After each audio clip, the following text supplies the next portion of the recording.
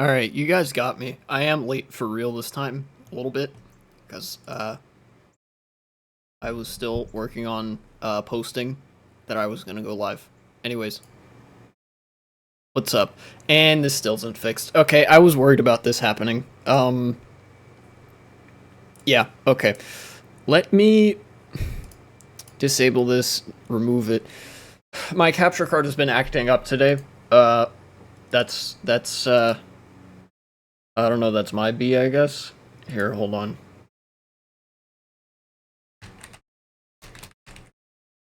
Let's see. Alright, capture card.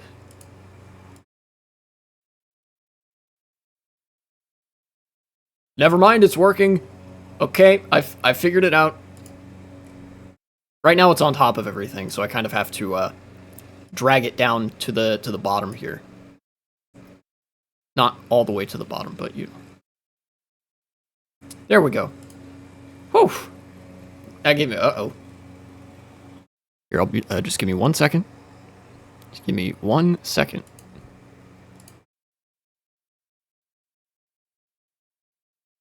Nice, fixed. Okay.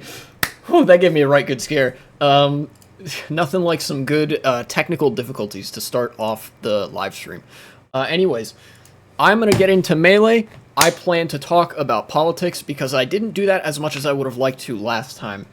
And there is some really, really good news. I might not even be able to cover all of it, but it all relates to unionization and new rules over like how a union can get formed and well things like that. It makes unionization a lot easier. Let me just start up the stream playlist, which I've added actually a couple new songs, and I turned down the volume as well.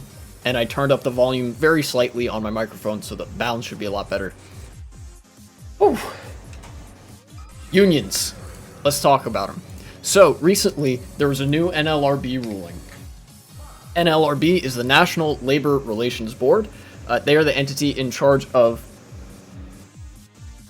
well, being the liaison between workers and the government to help them along if they should decide to unionize. Which many workers do, right? And this time, the deal was that there's an old labor rule actually that used to be in place that would enable people to unionize. Stephen Jones 22, thank you for following. Hello, welcome to chat. That was removed by the Reagan administration. Basically, the rule got changed from what it previously was to basically, if you wanted to unionize, your employer could just say no, and then you, the would-be unionized employees, had to go specifically to the NLRB to file a petition to get a supervised election. And if the company did foul play leading up to that election, there wasn't a whole lot that workers could do about it. Right. In fact, they experienced this in the Amazon elections in New York, especially. That's what I'm thinking of here.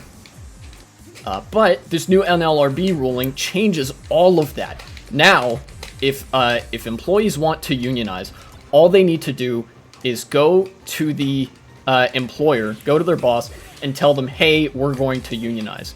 Now, if the boss says no, that's actually not enough. The boss has to file the petition with the NLRB instead of the workers. And they have to do it in a pretty damn timely fashion, too. Otherwise, it will get certified. The union will get certified. Yes, I do stream regularly, every other day. Which is a huge change. It's going to make unionization so much easier. And on top of that, there is a provision in this ruling that says that if a company does foul play, if they attempt to do election interference to prevent the election from going in favor of the unionization effort, then the union will be automatically certified. You're doing work for Amazon? No. I am not. I mean, technically you could argue yes, because Twitch is owned by Amazon, but I'm not employed by Amazon.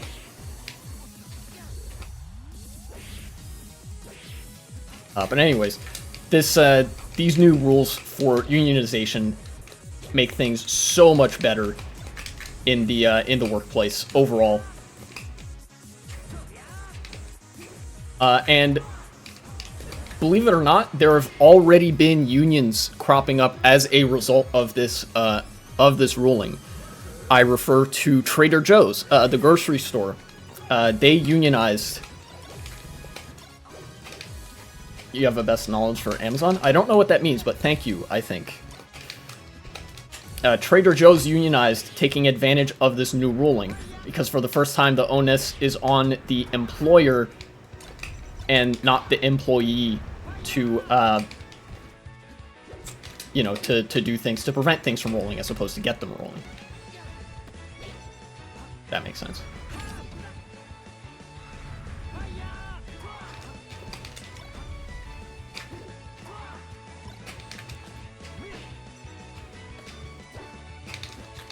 Many Indians who can work as virtual assistants for American owners. I'm in no need of a assistant, virtual or otherwise. Thank you for the offer, but I respectfully decline.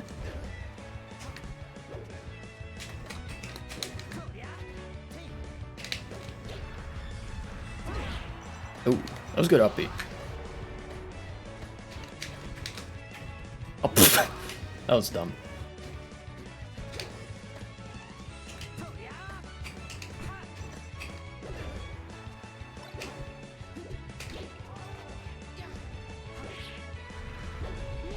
Oh. I don't offer you lol, just talk with you. Alright, then feel free to hang out and chat.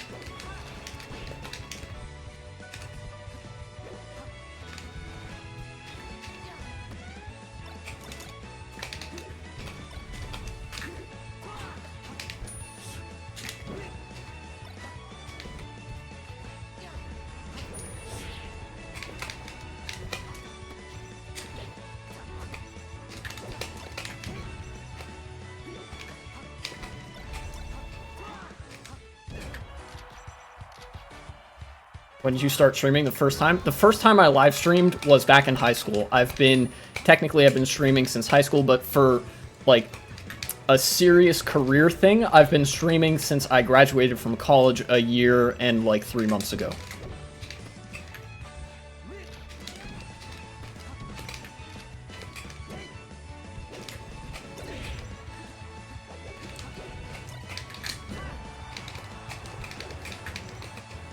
After this game, I think...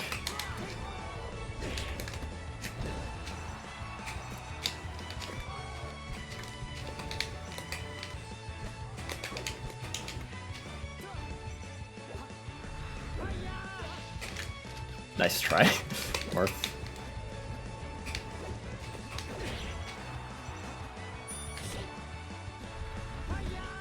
Oh, he got me. What's the name of this game? This is Super Smash Bros. Melee for the Nintendo GameCube. So, there's one thing I wanted to add about the recent ruling on unions in America by the Labor Board, National Labor Relations Board, and that is that this is a step closer to things I have been reading about. I've been reading a lot of Rosa Luxemburg. She was a prominent communist in the late 19th and earlier 20th century. She was one of the founders of the German Communist Party, and she was unfortunately assassinated by the Social Democrats after a failed revolution. The whole situation was a big mess, but I think one of the things she had to say was very valuable, which is that, like, we shouldn't unnecessarily limit ourselves to the reformist path of socialism when revolutionary means are available to us. Basically, in the late 19th century, at the time she was writing, laborers, like workers, were extraordinarily militant, right? And they did a lot of acts of unrest. They did a lot of riots and things like that. Or I don't want to say riots, but like certainly strikes. And oh, what is going on here? My capture card is not.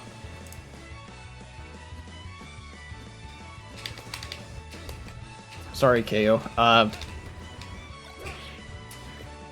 This capture card issue has been confounding me for a little while.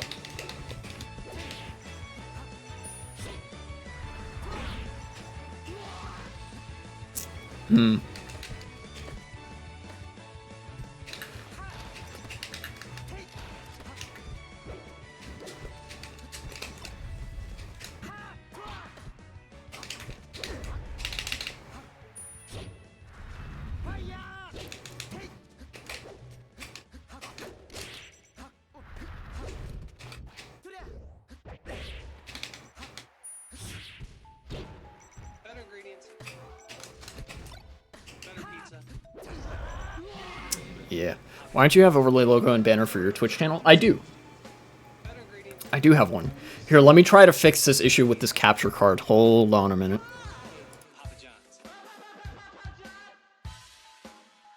Okay. Let's try this again. What? It's not recording at 60 frames per second.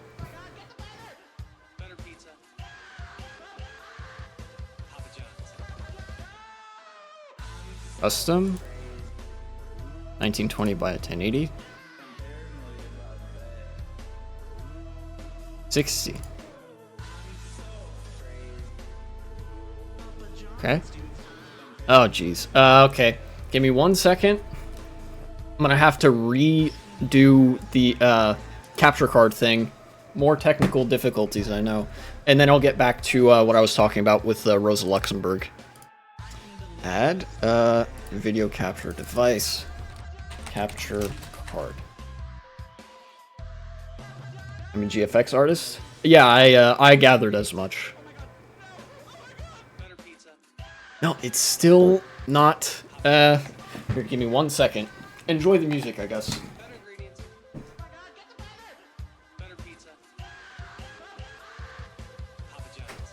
Actually, before I do that, I should do this. Pay no mind to the timer. I will just pause that. Followed you on Twitter. Well, thank you very much for that. Just give me 1 moment.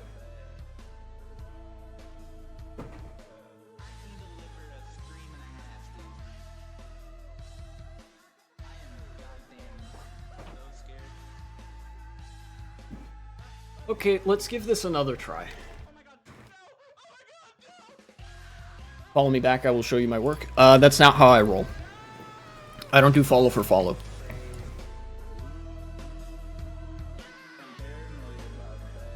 Add. Okay, so my camera seems to be working, which is a good sign. Capture card 2. This. Please. It's still not. Oh my god. Ugh.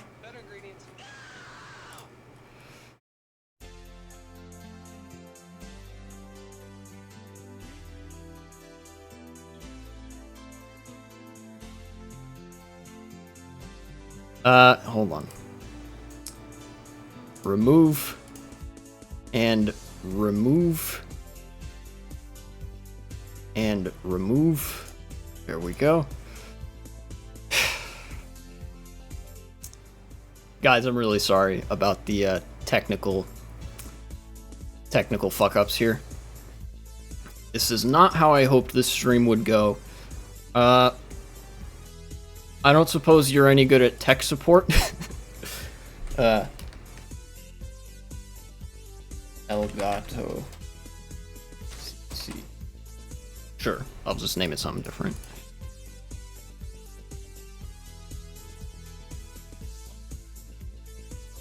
No, it's still not.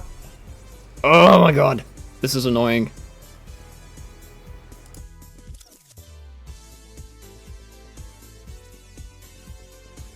Here, hold on. Let me look this up.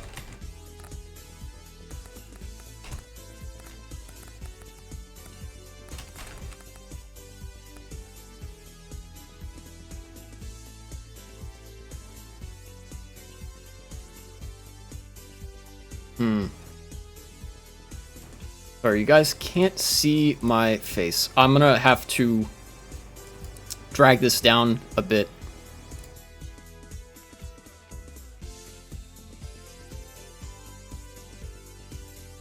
There we go. Okay, now you guys can see me, but you can't really get the proper video thing.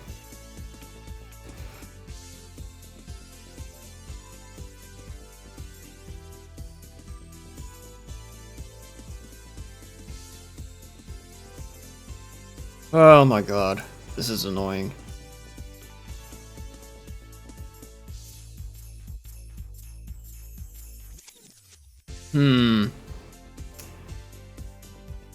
You know what? I think for now, right?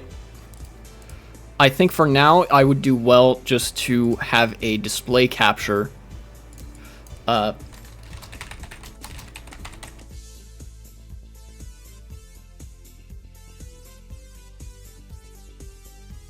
this, right? There we go. Since this is giving me a much better frame rate. There we go. I'll put this right below Elgato CC. If I turn this off and turn that on, yeah, that's still choppy as fuck. All right, all right. Temporary solution.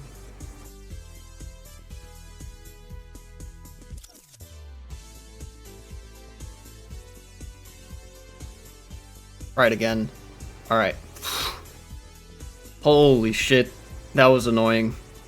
I'm very sorry for the difficulties there. I'll have to try to get my capture card working properly off stream, and if that's not possible, I might have to return it or like contact Elgato to get my money back or something, because Jesus Christ, I dropped too much money on that thing for it to die out on me after only a year of usage. Anyways, Luxemburg, Rosa Luxemburg. She wrote about well, she wrote about the worker struggle and socialism and whatever. Oh shit, materialist. What's up? And she had some, her insight into the struggle for socialism was that we shouldn't limit ourselves to reformism when revolution is an option. And this was at a time when revolution did look like it was a viable option. There was a sufficient amount of class consciousness for that to be a thing, right? However, the unfortunate fact of the matter is that right now, especially in the United States, revolution is not an option, and class consciousness is not really there, not in any sort of directed fashion for that to be like on the horizon anytime soon. So in the meantime, we do kind of have to settle for certain reformist policies and reformist tendencies, while doing another thing that Rosa Luxemburg heavily advocates, which is building class consciousness, building the directed awareness that would actually be needed for a revolution to happen, the socialist revolution, as it were, right?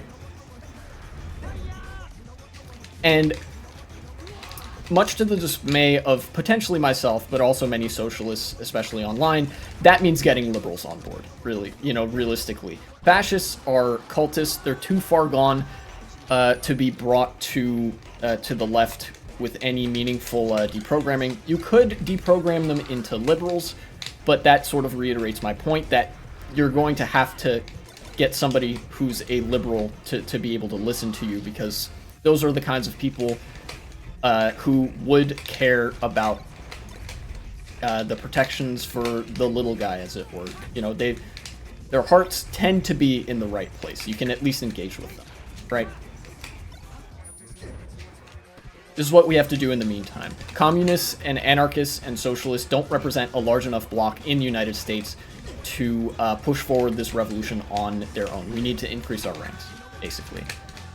But in addition to that, eventually we will get there. Eventually we will reach what Lenin called. This is one of the few things I will uncritically praise Lenin for contributing to the discourse, especially in like leftist discourses.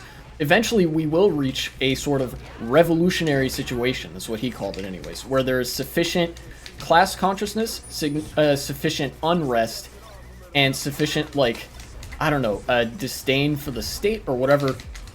There are certain factors that Lenin lists as being, like, good circumstances for a socialist revolution to break out. And we're not there yet, but it wouldn't take that much for us to reach that point. I think that's important. And the reason I went on all that tangent about revolutionary theory, revolutionary situations, class consciousness, and reformism versus revolution is because this ruling on unionization and the increased membership of unions will help us get to that point. This is good. Unions are one of the few outlets in the United States right now for worker militancy and class conscious action, and the more of them we have, the better.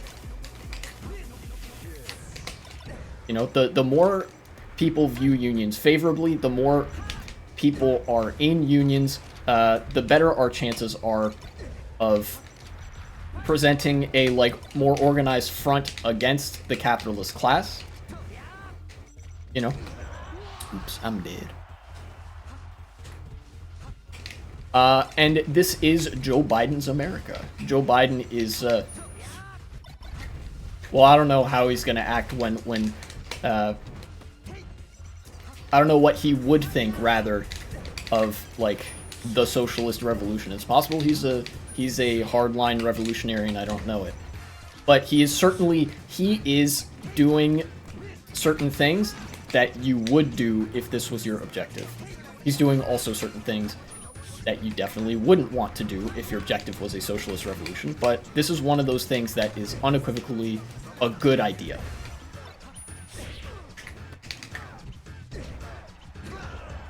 Yeah.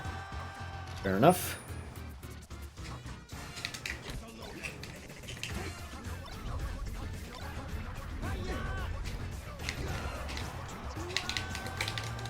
That was really good DI from that guy.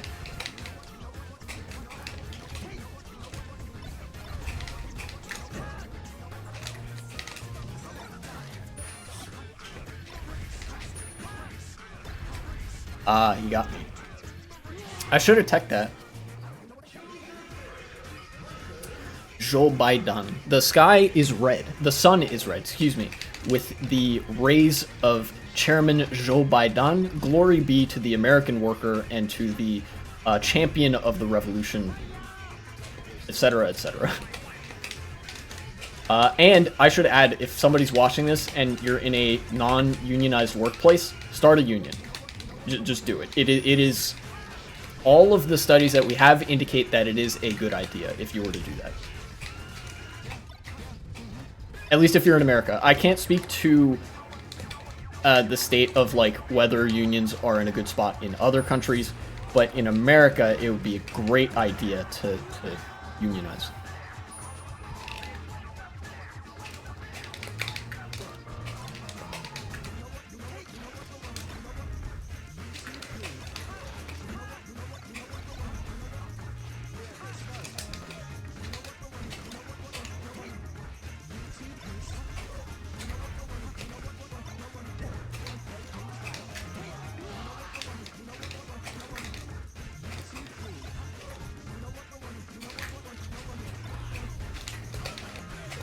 What's up, Materialist?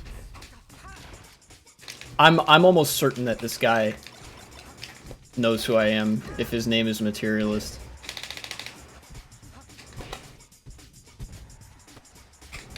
Oops. Ah, yeah, he got me.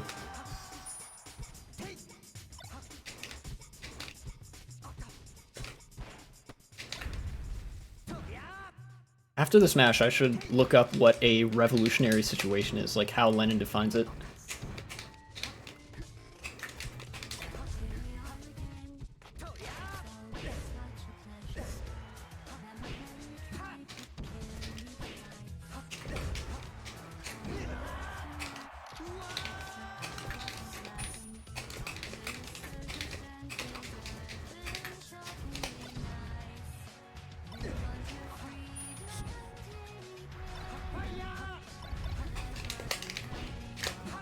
Ooh, I tried.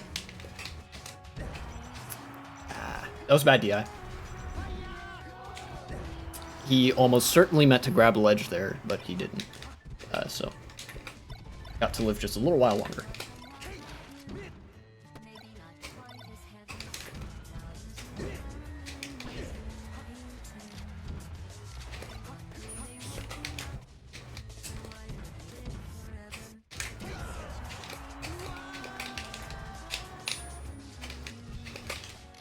I'm moving pretty well today. I like that.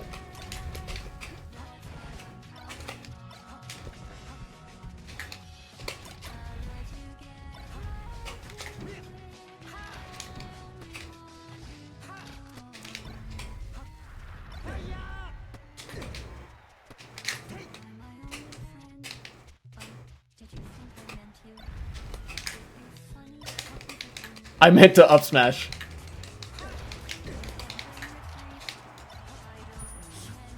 I tried.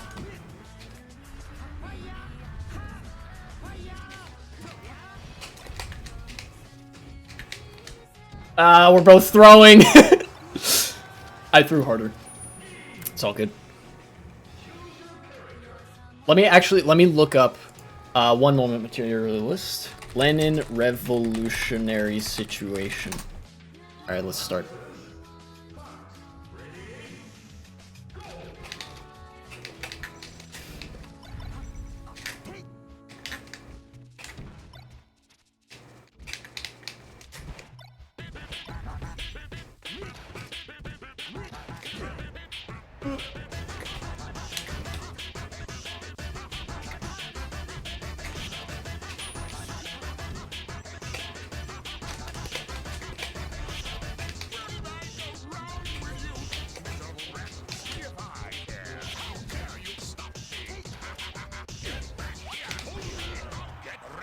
I'm alive? That's sick.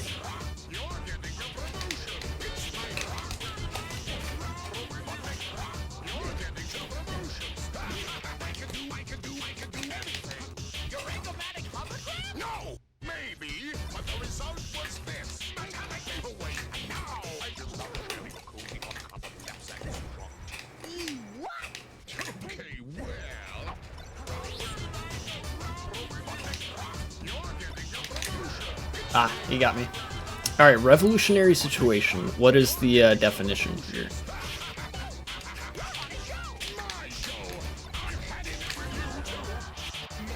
Alright. Number one, when it is impossible for the ruling classes to maintain their rule without any change. Alright.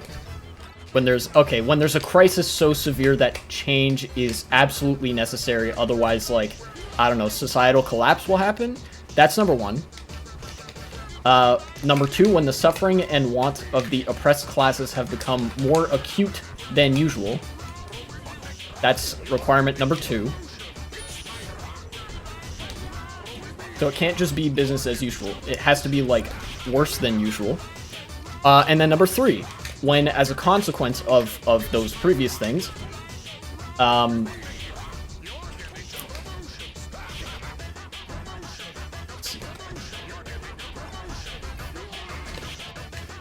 as a consequence of the above causes, there's a considerable increase in the activity of the masses who don't allow themselves to be robbed in peacetime, or who ordinarily would have allowed themselves to be robbed in peacetime. So those are the factors that constitute what Lenin would call a revolutionary situation, which is a situation where revolution could be around the corner, but isn't necessarily. Yeah.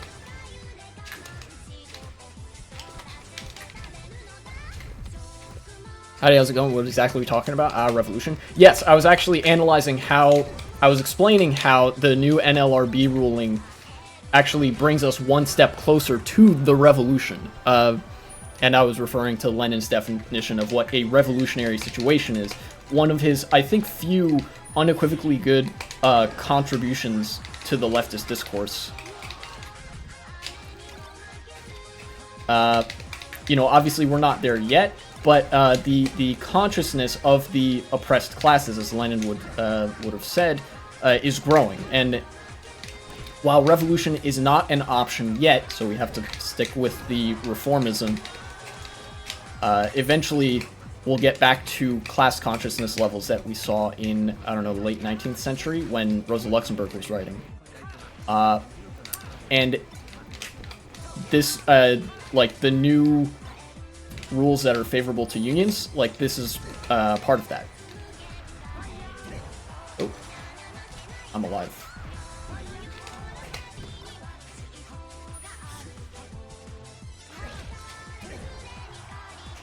I'm still alive.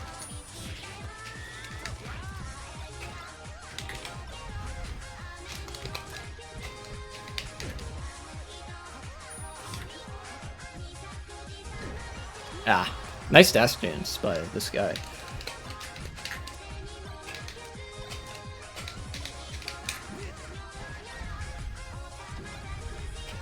I actually think I'm too impatient in the Fox Ditto.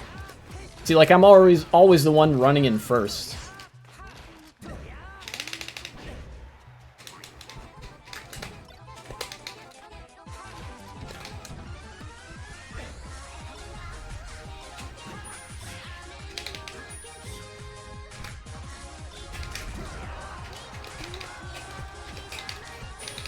There we go.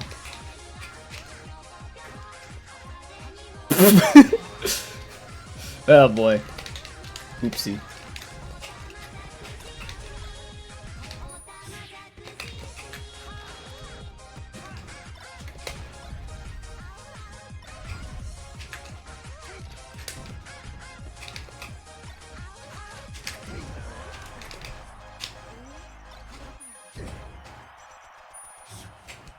Got him.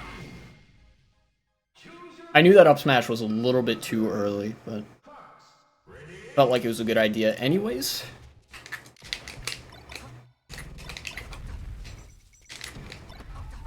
In fact, there was a the sort of magnitude of this win on the unionization end of things is reflected in how much good news I saw about, like, union activity immediately after this. So much so that, like, I was like, there's so much here. Like, so many places are unionizing, and so many, like, new positive developments are coming through for labor that I'm not going to be able to cover all of them. I'm not going to be able to talk about all of them comprehensively.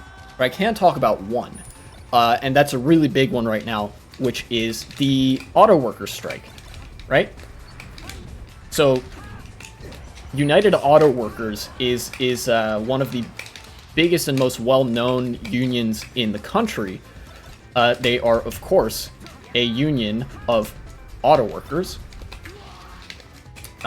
in the auto industry, and they have been getting screwed ever since the 2008 financial crisis, as a result of some protections on their part, on the workers' part, that were removed after the crash in some union negotiations and whatever that I think we would pretty ubiquitously recognize did not go well.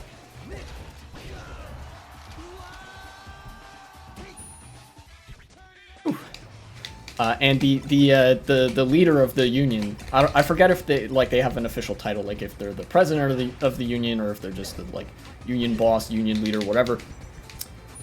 Shawn Fain actually said directly that he is declaring, well, not he himself, but the union is declaring class warfare on the auto industry. That, you know, the executives are getting all these nice cushy bonuses and whatever, and the workers aren't seeing their pay significantly increase, or not seeing better benefits. A lot of people are still part-time workers. And as a result of this, the auto industry is shitting a brick, because 97% of the 150,000 auto workers that are a member of the union voted to go on strike. And they have some pretty damn serious demands, including a 46% raise over the next 5 years, presumably to, in addition with keeping up with inflation, meaningfully increase the amount of money that they're getting for their work. which is good.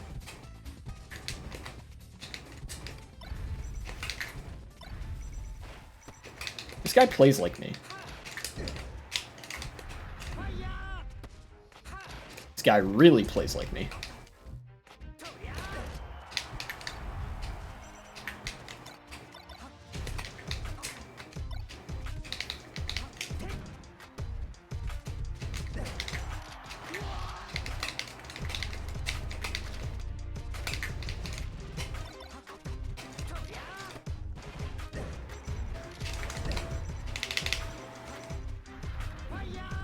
Ah.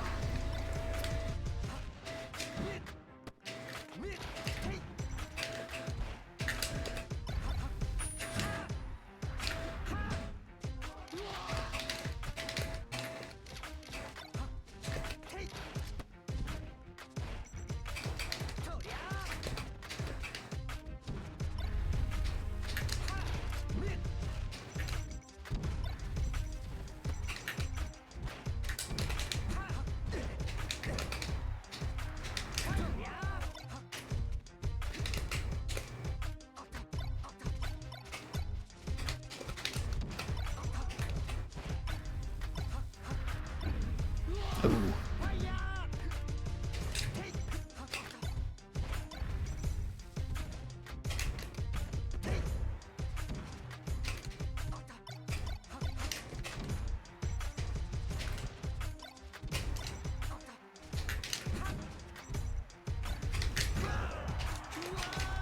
There we go. I've been good at reacting to mistech, I think.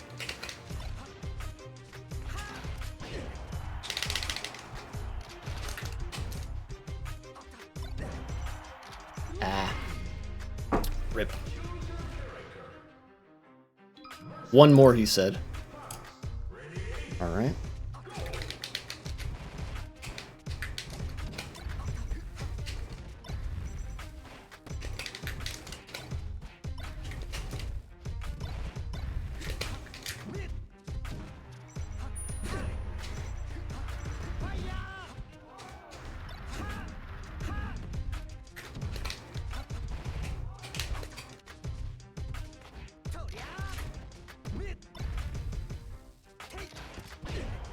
Ah, damn it. I didn't press the R button early enough.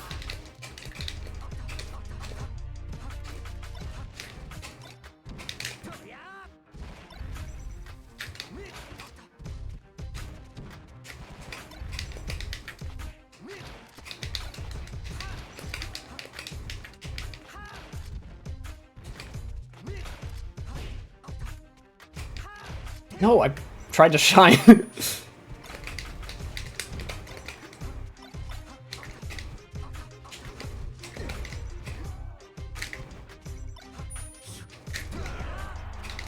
You're dead. It's Yoshi's story.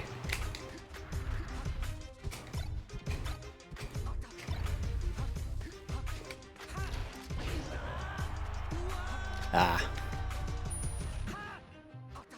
I'm just getting murdered off the up throws. What's going on?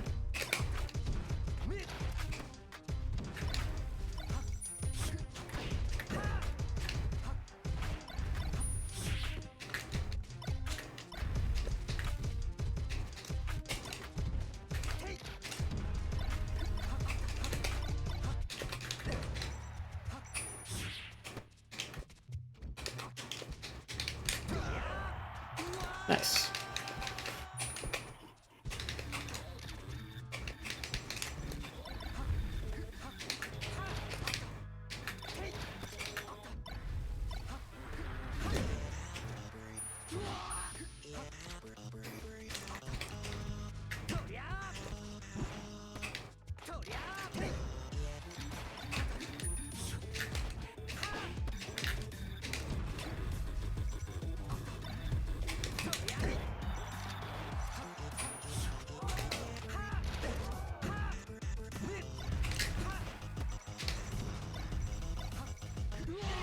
Oh no. Damn it. No, he left. Pussy. I don't know why I said that. He did say it was the last game. Anyways. I actually have 2 follows to get to. Let's see. Big Yoshi 54. Thank you very much for the follow. And Wave Dasher, thank you for the follow.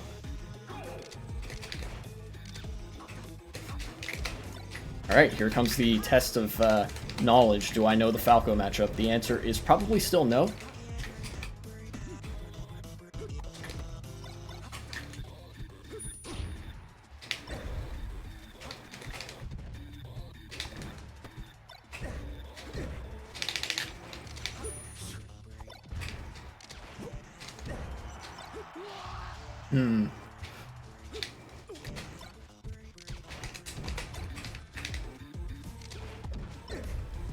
Oh, I'm really not playing good today.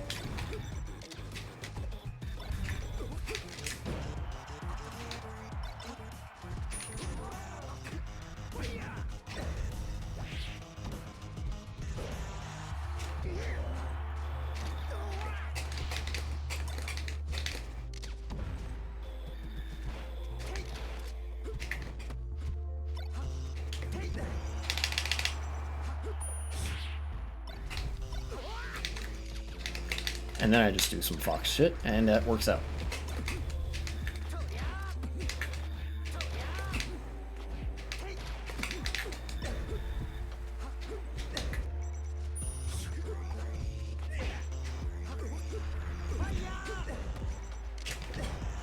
I'm dead. I'm not alive.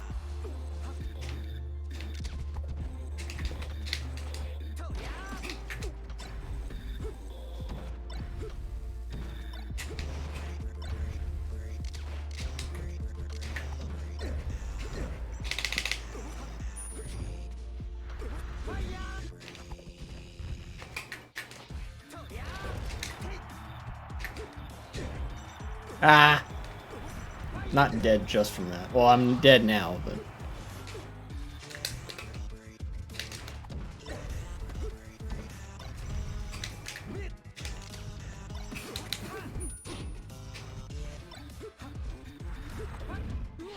Oh no! God damn it. I'm just a little bit off. You know that feeling? I'm just off enough for me to feel it, and I hate it.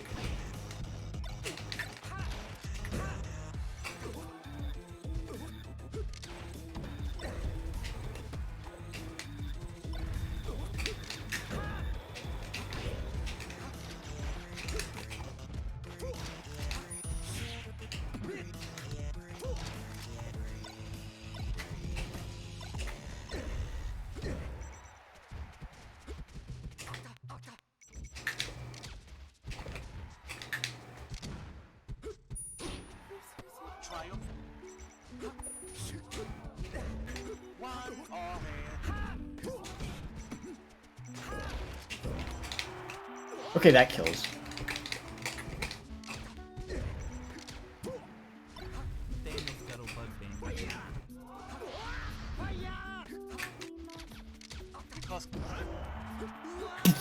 I don't know how that got the dirty hitbox of forward smash, but okay. Who are all the new GOP VP running mates? I actually don't know. I don't know if people have picked their running mates yet. They might not have. I'm surprised MTG isn't running. Yeah, I'm kind of surprised as well. You know, I know her and Carrie Lake both want the Trump VP spot, but realistically, I think Carrie Lake's going to get that one because she's more attractive than MTG, and inside the mind of Donald Trump, you know, not the most complicated thing.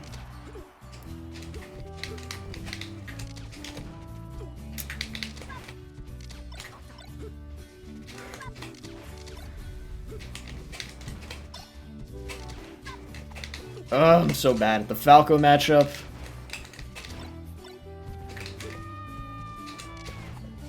How the fuck am I supposed to deal with lasers?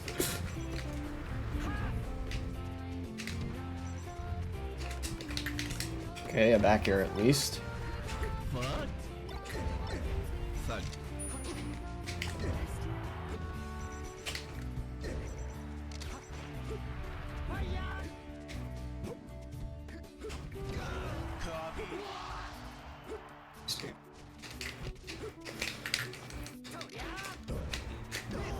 Okay, that's something.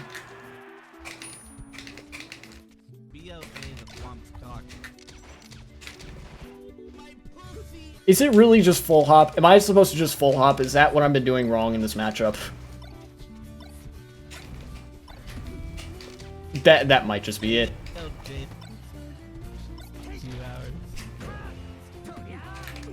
I didn't mean to up smash there. That meant to be short hop up here. In my wife. In a cage.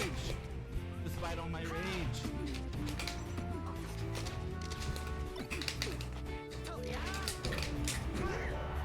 Ah, you made the same mistake again. I'm having the intercourse with the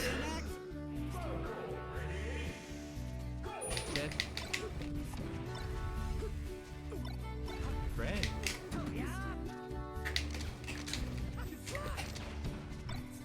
You take that up smash.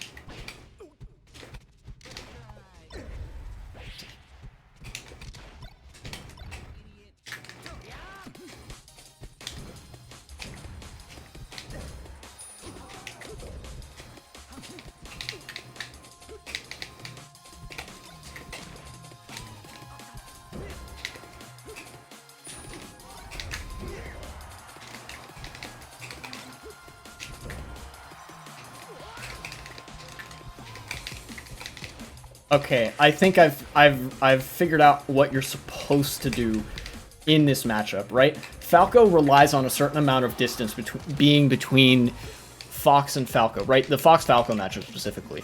But I guess this could apply to other matchups, right? And when Falco has that space, he's going to laser, right? It's cheap damage, it's an easy, like, neutral win. There's no reason not to laser when you're at distance, unless you're like a really aggressive Falco and you want to get in which case you potentially still do your lasers, right? What beats lasers, right? Because lasers kind of inhibit your movement as Falco. You kind of lock yourself into a certain movement option. You need to either jump over the lasers, or if they adapt and start doing high lasers, start running just on the ground to try to close that distance faster than they can switch modes, if that makes sense. You know, you go from laser mode to I'm actually doing moves mode. You have to be able to close that gap. Laser makes a mix-up. You can overshot for lasering your stuff directly forward if it's called outright. Yeah, it's just Falco uses, the way I see it is like Falco's using laser to control space, and I'm getting murdered by short hop lasers here. So I need to full hop, and if the Falco starts doing full hop lasers, then that opens me up to just run towards him, and now I'm too close for him to comfortably laser. The problem then becomes, well, how do I out-scrap Falco? Probably just do what I've been doing. Take laser mix-ups? I'm not good enough at those yet. Not a viable option for me.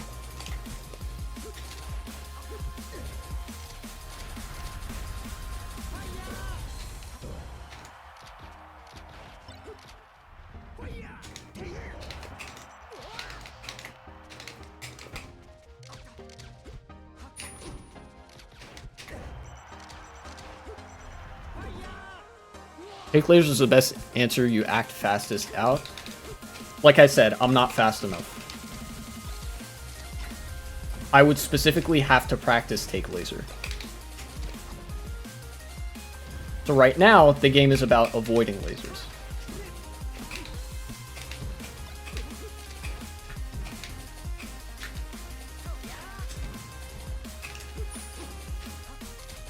And so far, so good. I mean, I lost that game, but only by 1 stock to nothing. So, anyways.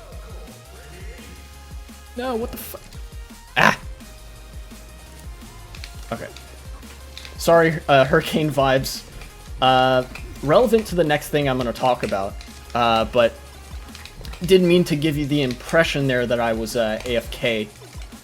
That one's my B, right? Hurricane hit Florida. That's how it's relevant. It's now a tropical storm. The storm is pretty much past. I think it's like the remnants of it are somewhere over North Carolina at the moment. But yesterday, or maybe the day before, like whenever it made landfall, it was a full-blown hurricane, which presented some significant trouble. It was a Category 3, I think, when it made landfall.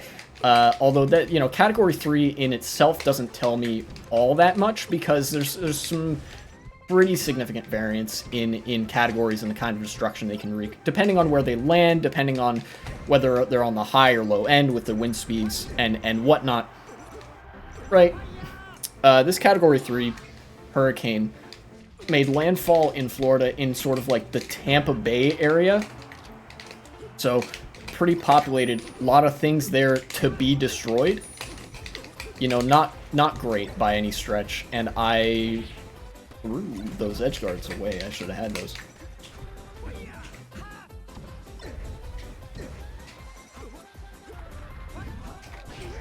There we go. I don't know exactly what kind of damage we're looking at yet. There haven't been any like estimates released on like, oh, it did this much damage, but I do know that I was periodically checking the live hurricane updates page on like one of the news outlets, and it said there was a 15-foot storm surge, which means that the sea level had temporarily jumped up 15 feet as a result of the winds and storms and whatever pressure of the hurricane. You know, so that's a not insignificant chunk of the state of Florida underwater for about a day and a half, right? And on top of that, I would also add that if the last hurricane season was anything to go by, some areas of Florida are not going to be able to recover from this. There are areas in southern Florida that are right near sea level that have not been able to rebuild from the last hurricane from last year because it rendered the land actually unusable. It's like not suitable for anything to be built on it. And add on top of that like recently a lot of property insurance companies and insurance companies generally have started leaving the state. Like they're no longer doing property insurance in Florida. And I expect the fallout to be comparably bad, if not worse, this time around. You know.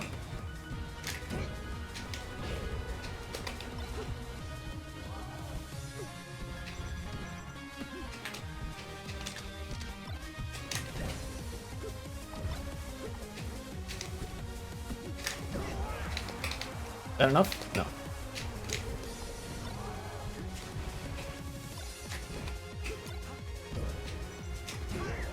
Okay, that's enough. The only question is now how many people's homes and dwellings and how many areas of the state will actually be irreparably destroyed as a result of the hurricane, you know? Oh my god. What a combo. How do you feel about left-leaning non-voters? I think they should vote. And they should vote for the left-most viable candidate. That's how I feel. You know, there are all sorts of different circumstances that lead people to not vote. Many of which are actually perfectly understandable.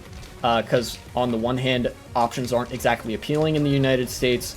And on another hand, it can be difficult to, like, actually go and vote. Because the United States doesn't exactly make things easier. You know, it doesn't exactly make it easy to vote in the US. You're a Maoist, so you say boycott the vote? I disagree. I think to boycott the vote at this stage would hand the fascists a win that we don't need to hand them, right? And I'm looking at this from the perspective of a socialist who wants both the fascists and the neoliberals to get BTFO'd. We just don't have that kind of influence right now. It's like we're basically socialists right now. We're functionally in exile. We're like, this is not the socialist movement of the 20th century in China. This is not the Russian Revolution of 1917. This isn't even the German Revolution of like 19 whatever. We don't have the kind of support for our side that would enable us to do things like boycotting votes and whatever and get away with it, right? Because if if the socialist line this election is boycott the vote, Joe Biden loses the election and we get Donald Trump, right? Donald Trump being a measurably worse alternative to Joe Biden. And Joe Biden being, as he proved recently, the most pro-labor president in U.S. history. Does that mean he's strictly speaking good? No. But it does mean that he did something that, like many other presidents did not. And it also means that he single-handedly reversed a number of Reagan-era labor rules that actually benefit the socialist movement. Like the reversing those rules benefits us, right?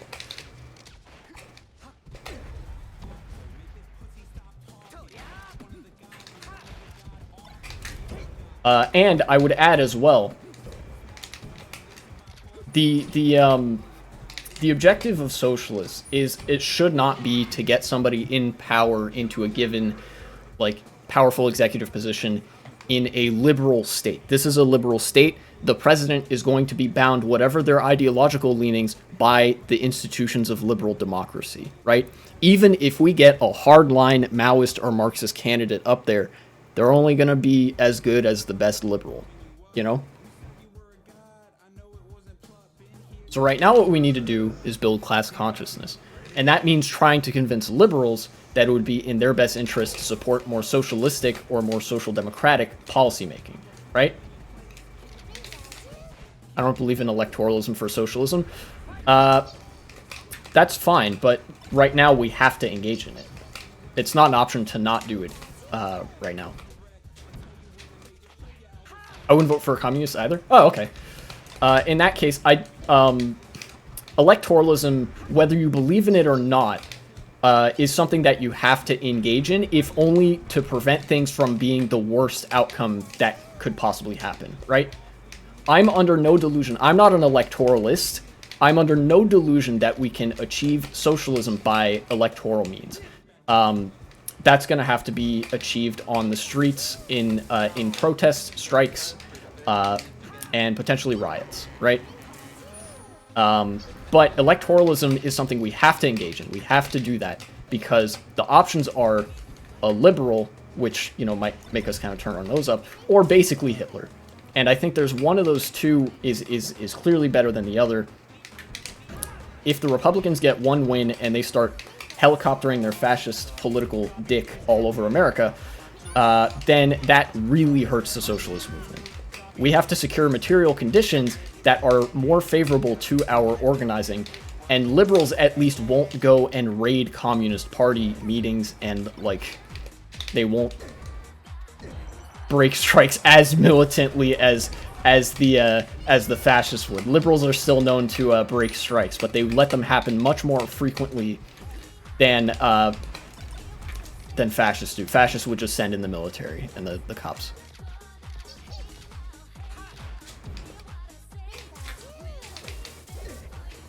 All that to say, being a liberal is less bad than being a fascist. So I would prefer, if there's the option, to have a liberal in power. Isn't that Biden's whole thing, like, more cops? Yes, it's one of the things I very vehemently disagree with him on. It's one of the things that social scientists disagree with him on, funnily enough. Data supports that, you know, there shouldn't be more cops. In fact, there should be less cops, because cops don't do jack shit.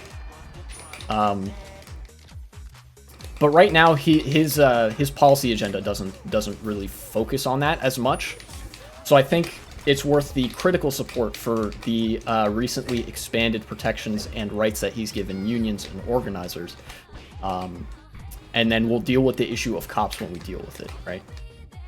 Because keep in mind, right, a lot of the progress that has been made is down to not necessarily riots, but social, cultural, and legal changes achieved through reformist means, not necessarily through electoralism, but through reformism. You know, bricking a cop isn't the main way that we're going to make the difference, but if it comes down to it, you should be willing to brick a cop. That's where I stand on the issue, I think. Yeah. And building class consciousness, for me, it does also mean progressing the narrative of anti-police and ACAB and all that, which, believe it or not, has been one of the most rapidly advancing discourses I've seen. It was only 2020, that's 3 years ago, where people were, like, still in the mindset of, like, oh, the police, I mean, you know, you gotta have the police, right? But police brutality is bad. In 3 years, it went from that to ACAB abolish the police being a mainstream political position, not in policy making, but in the minds of the public, right?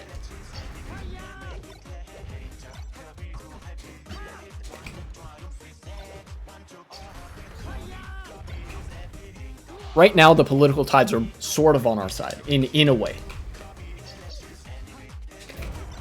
And I don't want to squander it by voting for Cornel West and risking that Trump get elected to office. Or worse yet, literally anybody else on the Republican field.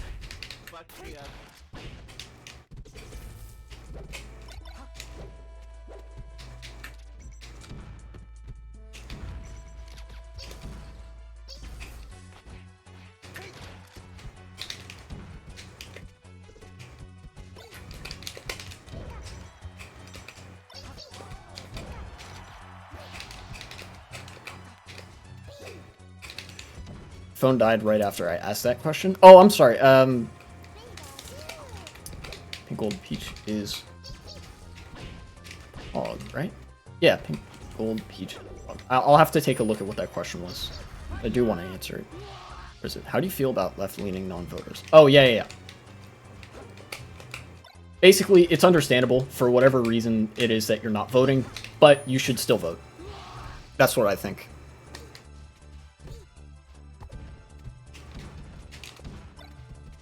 In an environment, I will say this, to reach out an olive branch to the people that don't vote, in a less high-stakes environment, when one of the parties isn't literally fascist, I wouldn't be as vehement about my stance on people not voting, right? Like, I could see it as a much more acceptable thing if it were actually just a battle of, like, regular neo-lib versus regular neocon. I would be more okay with people not voting and whatever.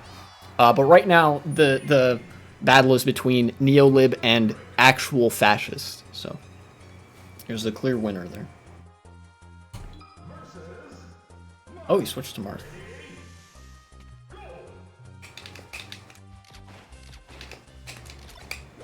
Oh, okay.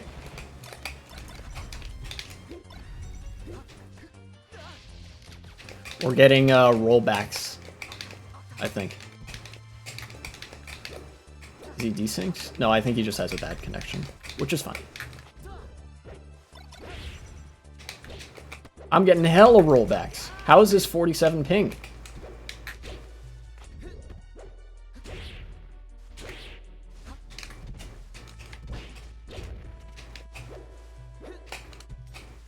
This is a really bad connection. Oh my god. This guy have a lag switch?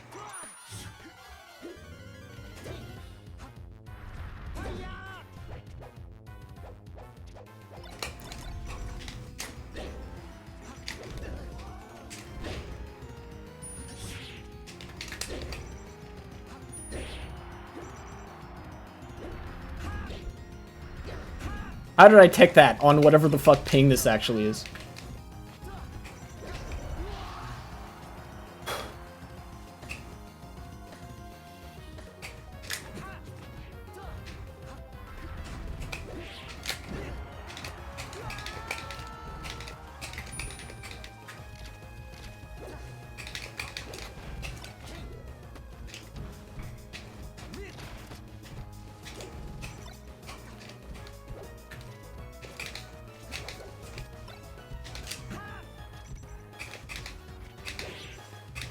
I hit his lag switch again.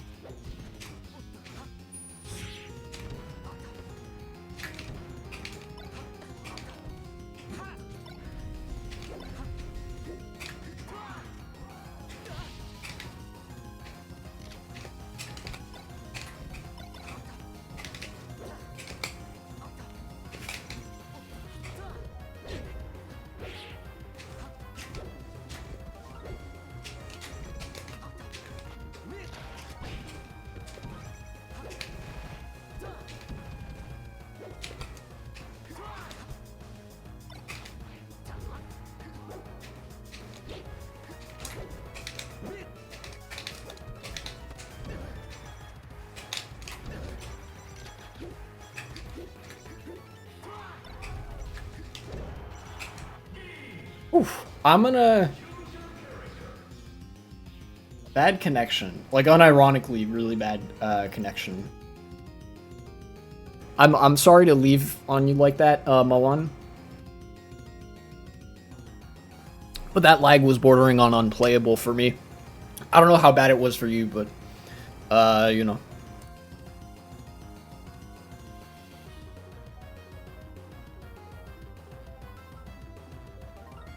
Let's see here.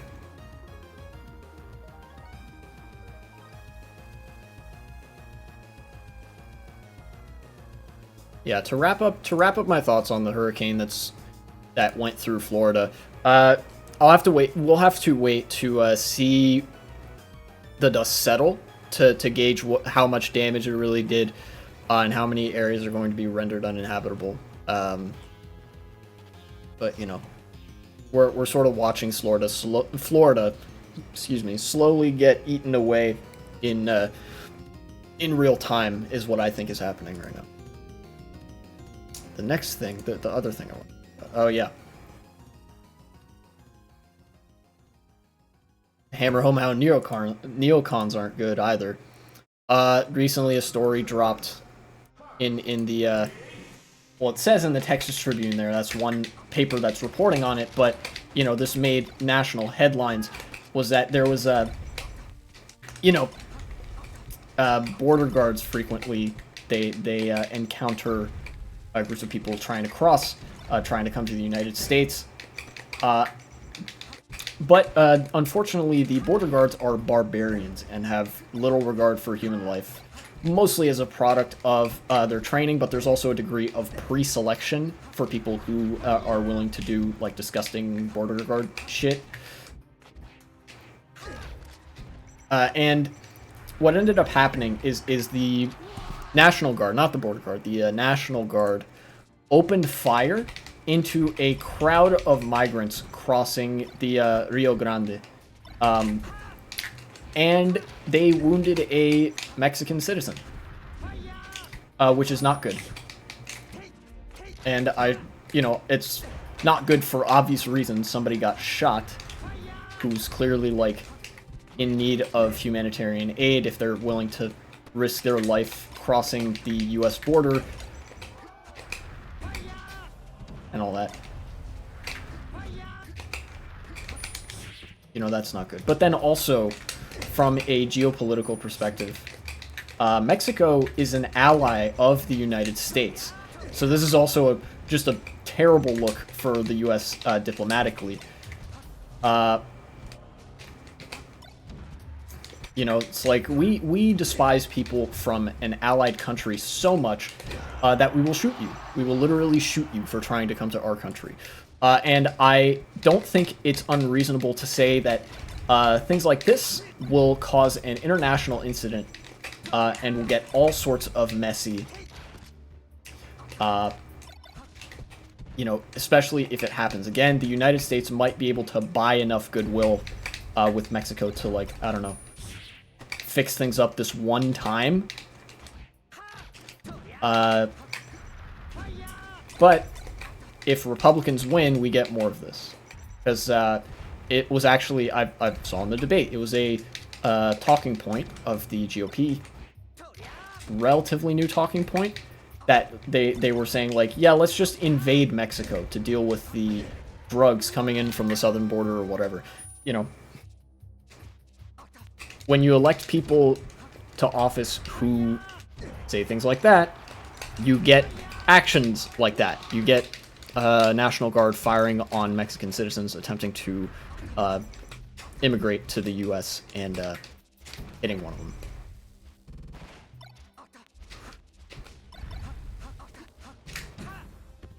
Which is not, this is not even the first time the United States has opened fire on migrants, but as crass as it is to say, the other times didn't get as much attention because they weren't from a country that the U.S. was allied with. I think the last time we did that, or the previous times the U.S. has done that, has been with Haiti,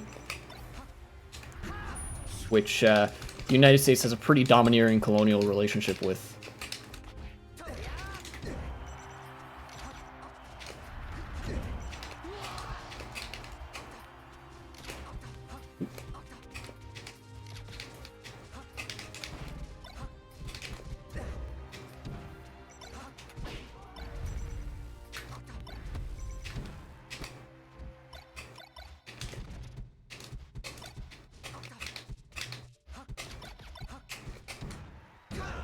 Ah, good shit.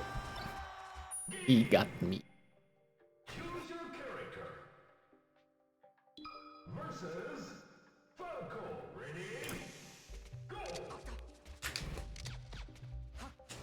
Funnily enough, I think if anything were going to lead to, like, World War III, it would be some butterfly effect from the United States disregarding the concept of geopolitical allies.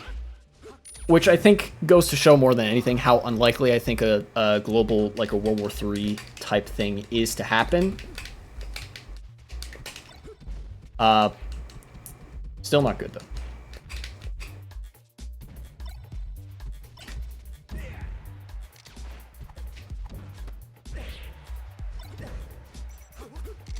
I didn't DI that, like, at all.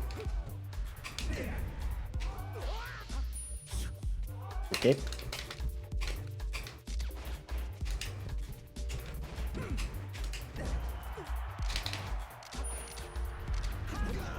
Ah, I thought I'd be able to tech that, but I suppose not. After this game, I can probably get to the other new stuff that I was going to talk about. That was actually one of the riskiest recoveries I've done, like straight into Battlefield like that.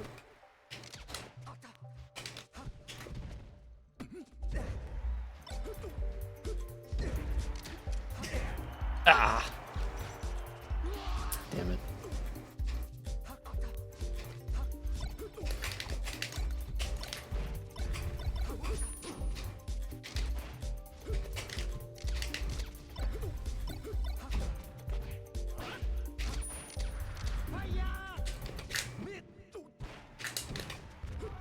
Man, my Fox is really designed for the Marth matchup and not a whole lot else.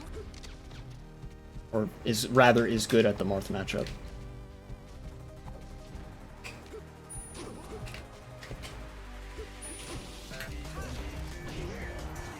Okay, that's a KO at least.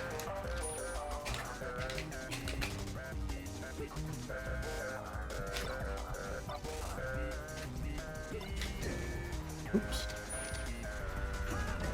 No, son of a bitch.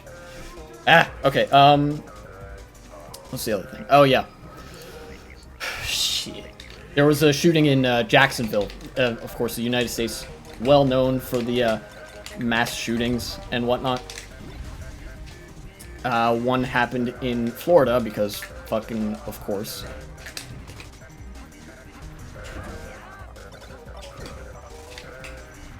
And it was, predictably, it was the same mass shooting we have pretty much every time nowadays. Or maybe this has always been the case about mass shootings and I just haven't been paying attention long enough. Which is some neo-Nazi kid went and looked to shoot up a bunch of minority groups. In this case, he was looking to shoot up black people, I think it was.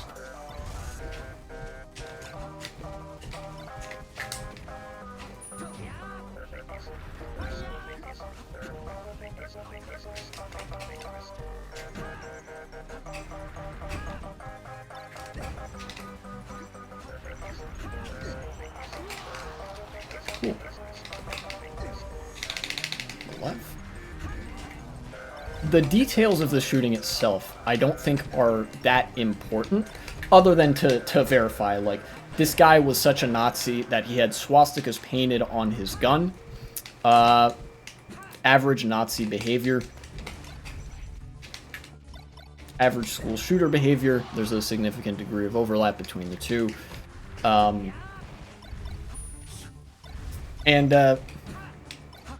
I want to highlight the circumstances that lead to shootings like this, because there is a reason for shootings playing out more or less the same every time. That it's some white supremacist or Nazi asshat deciding that a bunch of black people need to die now. You know? And the reason for that is that the Nazi pipeline, right? The far-right pipeline that takes maybe conservative leaning, but, you know, whatever the case, disaffected young men especially, and turns them into mass shooters is a, like, normalized and prevalent force in right-wing politics. It's possible to, with no outside interference from somebody saying, look for this, like, seek this out, you start at Fox News, and you end up at, like, Breitbart, Stormfront, and all these other places, because it is an astroturfed pipeline that has, like, been drummed up by, you know, big fucking right-wing investors. Because ultimately that makes them money. The shock value of right-wing content and the sort of outrage that it generates sells. You know, when you characterize trans people and immigrants as degenerates, people who buy that narrative will tune in over and over and over again in almost a cultish manner.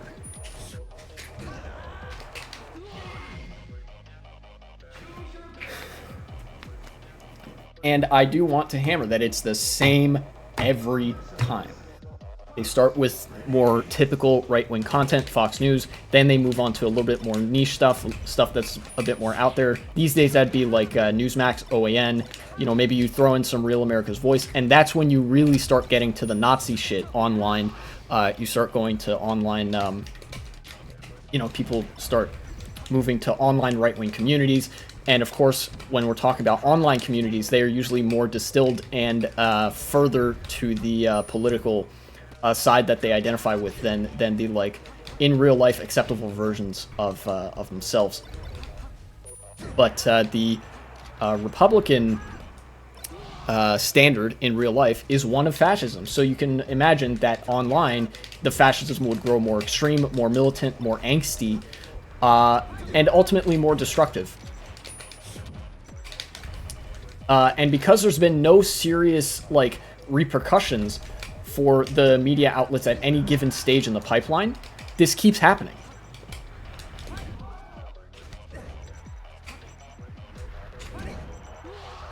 Suffice it to say, the United States has a Nazi problem, and it has a Nazi radicalization problem, and it doesn't have enough of a communist radicalization problem.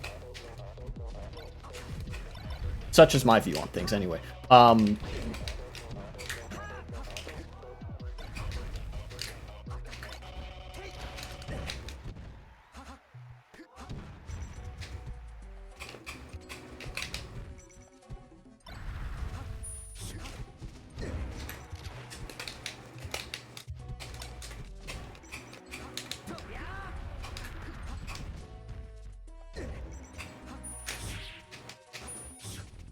I really tried there. Couldn't get it, though.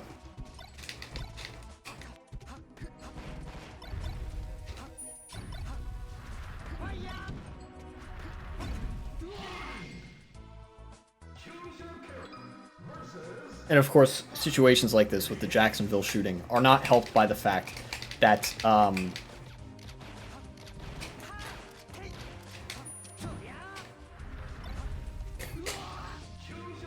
don't fucking triple laser like that from across the stage. Dumbass. How do you switch to Falco that fast?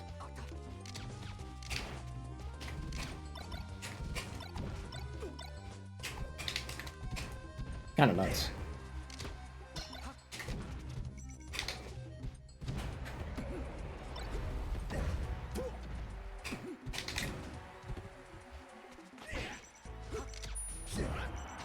No, damn it. Ah.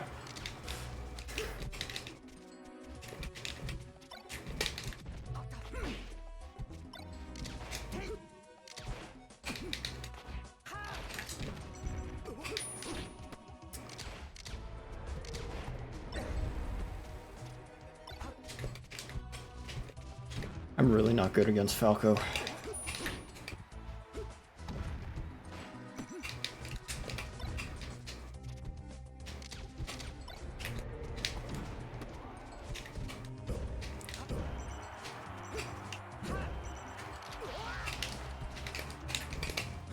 Okay.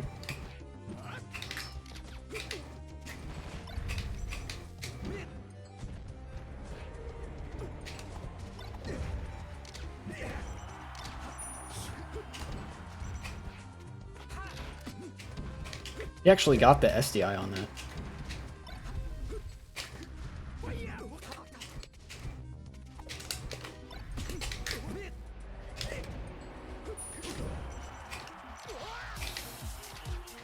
I've somehow turned this around, kind of.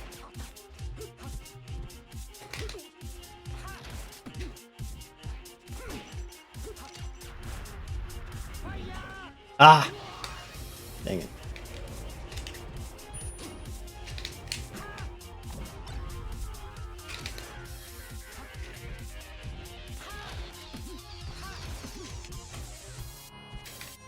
If I L canceled that, I might have been able to get an up smash or something.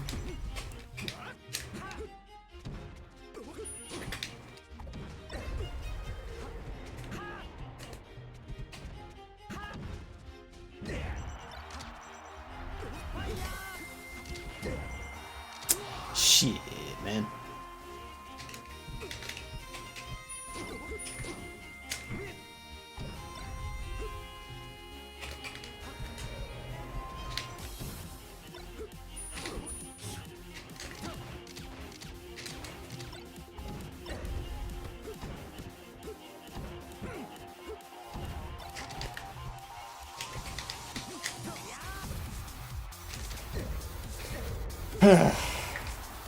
Such as the Fox Falco matchup.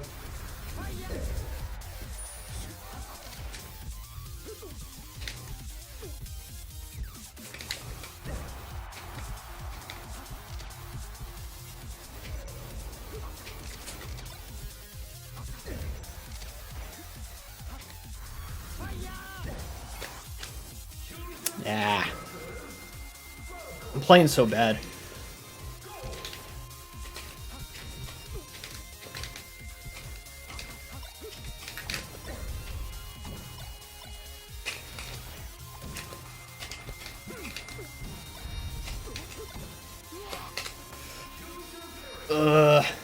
What am I doing, dude?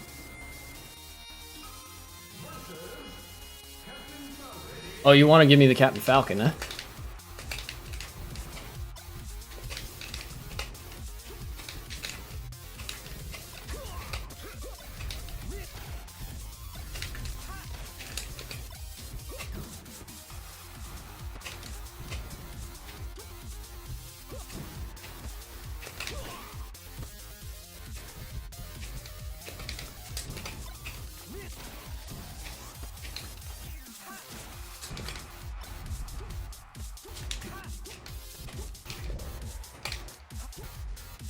I don't know why he fell for that. I did it like twice before he got up from ledge.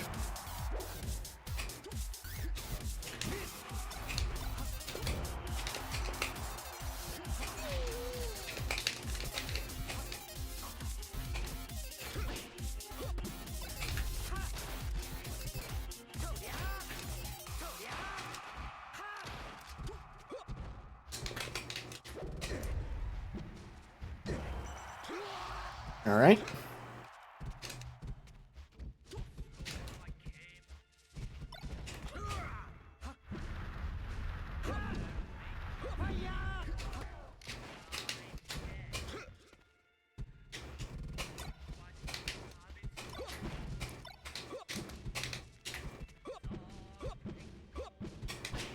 He just stomped 3 times.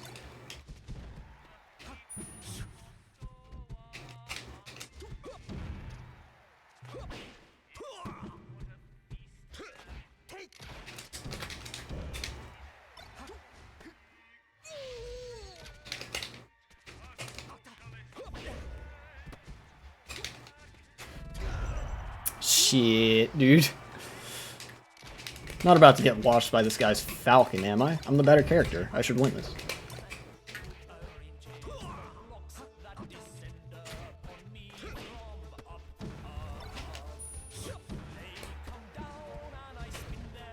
I know he was reading Tekken Place.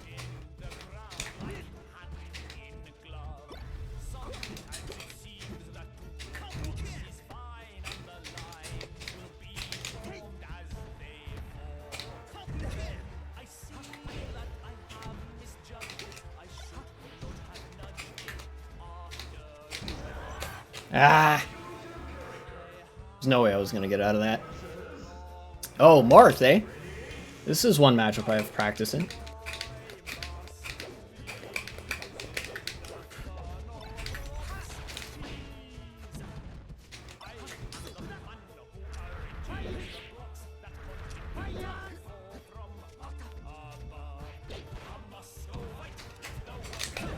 Ooh.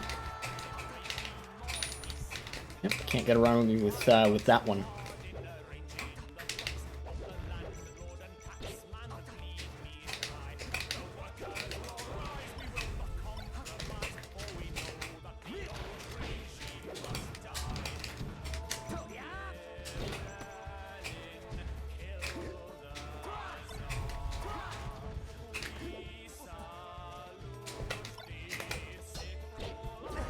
Oh, tipper.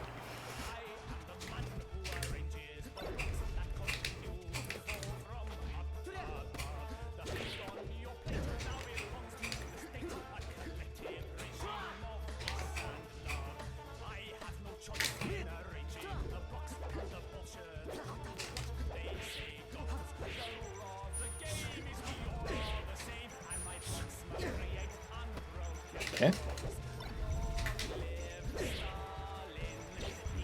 He's got good forward air spacing.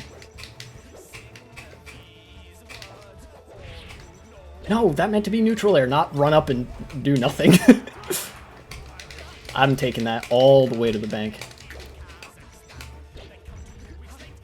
I can't believe he read the roll in there. Alright.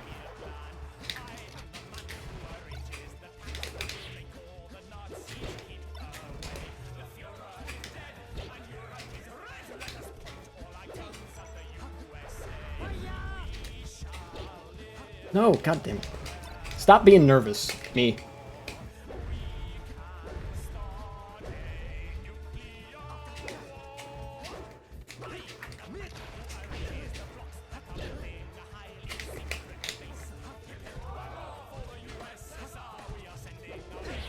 Oh, okay.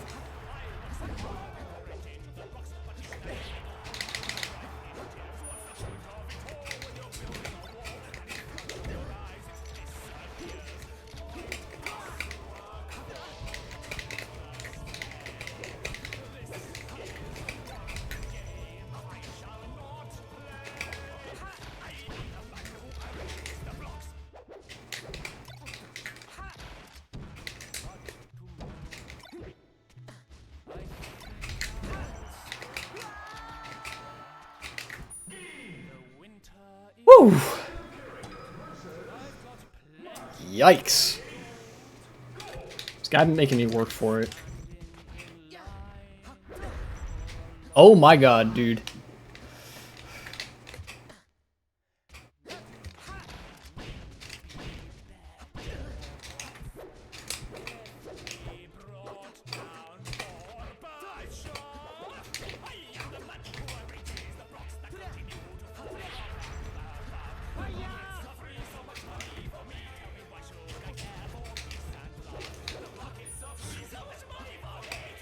I'm spaghetti right now.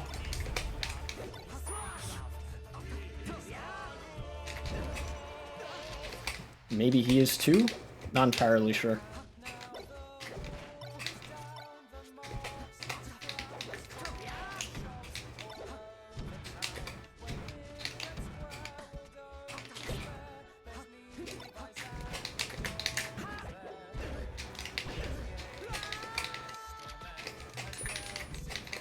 He's more spaghetti than me. So I'm winning.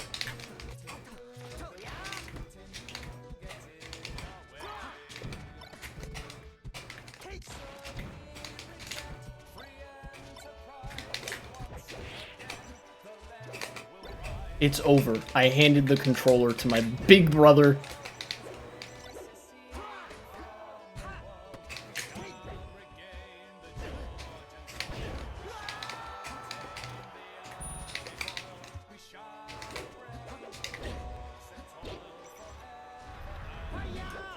Ah, I didn't reach the ledge there. It's unfortunate.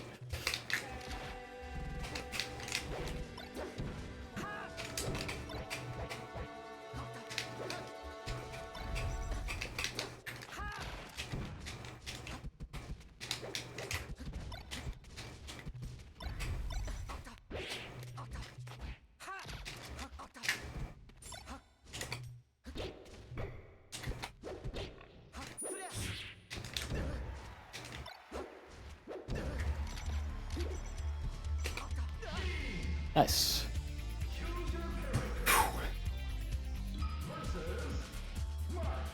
These.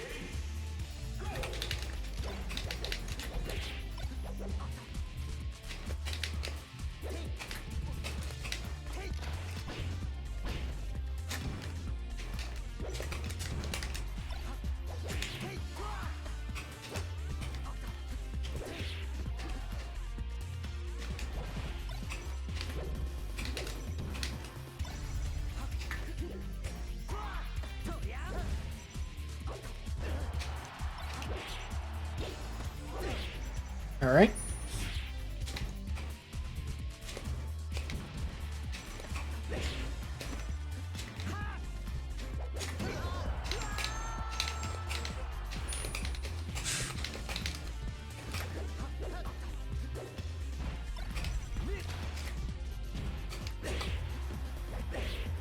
True.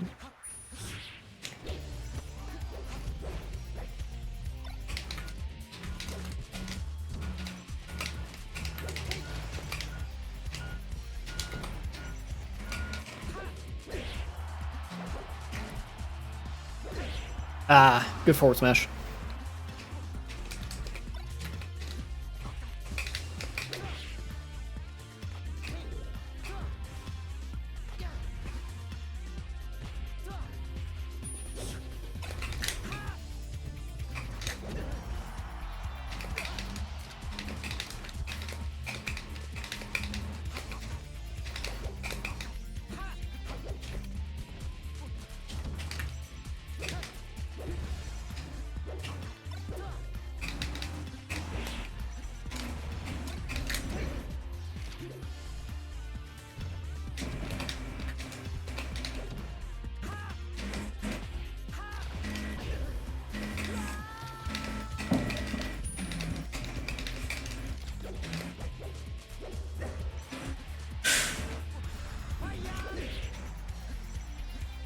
True.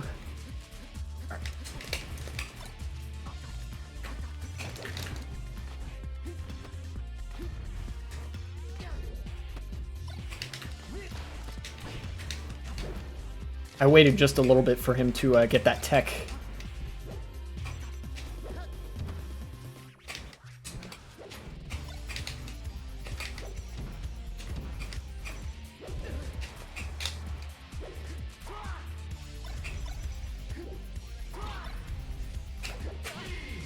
Ooh. All right, I'm done playing with this guy. I don't want him to make me even more tired than I am already. Also, that timer is wrong because I had to do some shit with the capture card, and it's now just not working, so I have to do regular display capture. I want to talk about something else as well. Here we go. Not this one. It was something else.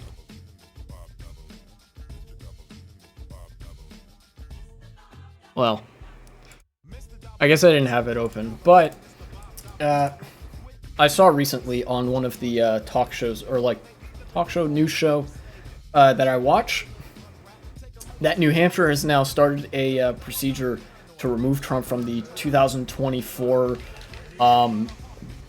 presidential ballot, right? Like,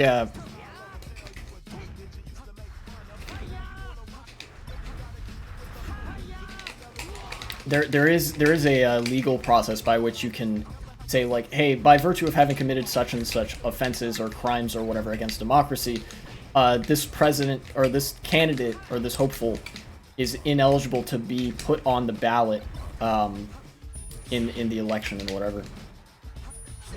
So far, it's just New Hampshire. We'll see how that shapes up in the future. This could be good or bad for the GOP. It could sort of force them to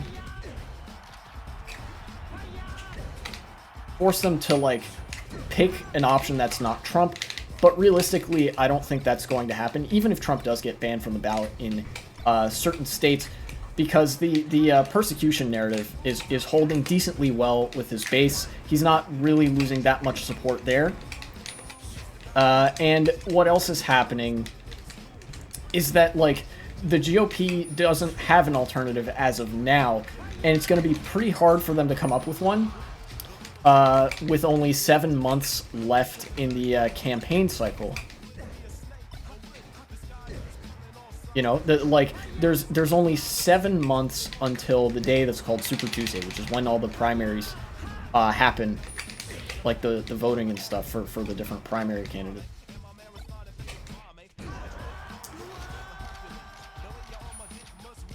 And I don't think that's actually enough time for the Republicans to get their shit together in any meaningful fashion.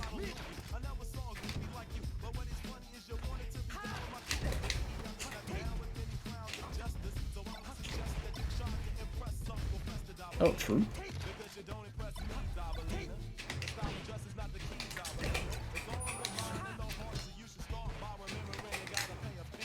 No, I read that right, but I messed up the up smash input. I'm alive.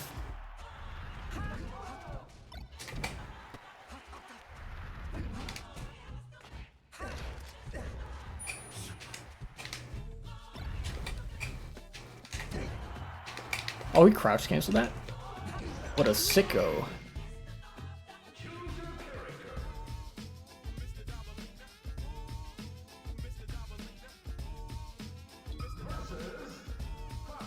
Yoshi's.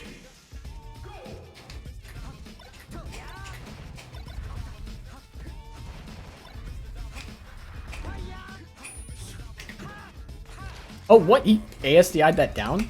That's kind of insane.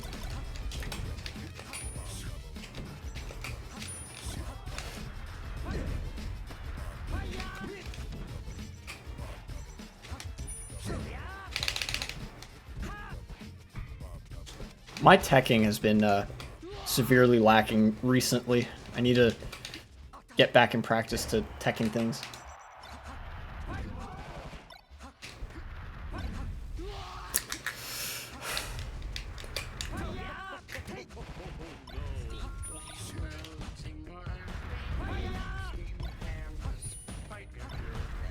Nice.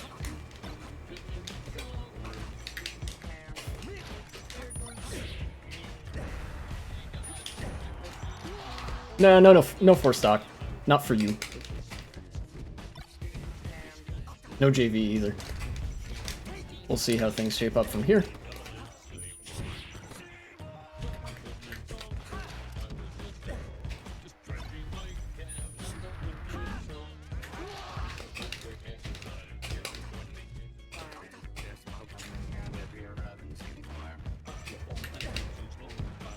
That was a quick up tilt.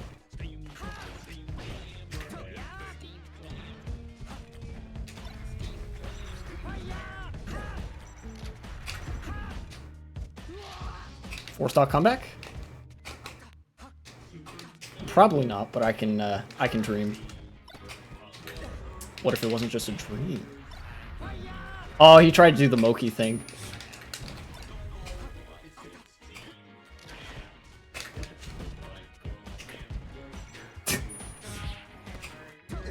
No, am I dead? He did the funny Randall thing. True.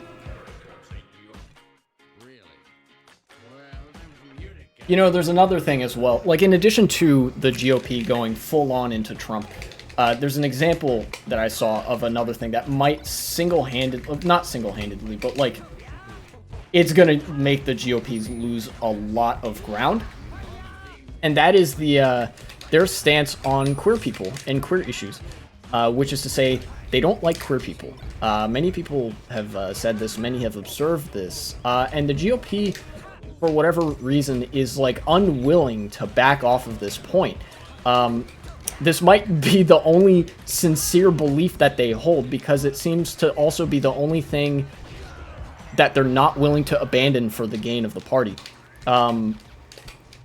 You know, the example I refer to is that of Texas, the log cabin Republicans. The log cabin Republicans are a group of conservative gay people whose Like, they base their identity around being both gay and conservative, which is stupid because that means you are self-hating.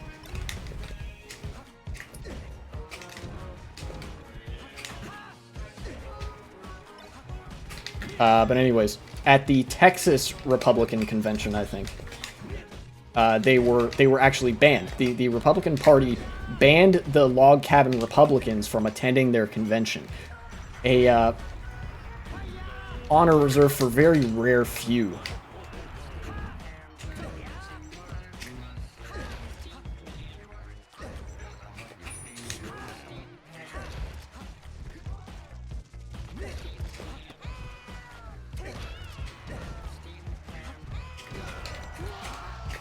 That guy read me like 3 times.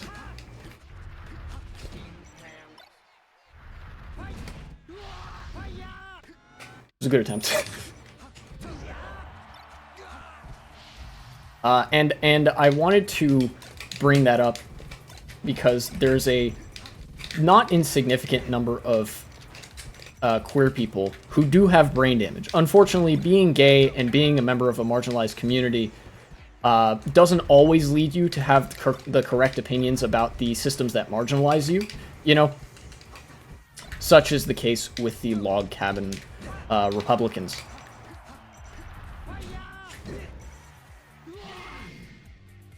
And I wish that those people would get it through their head already that, like, Republicans hate you, you know?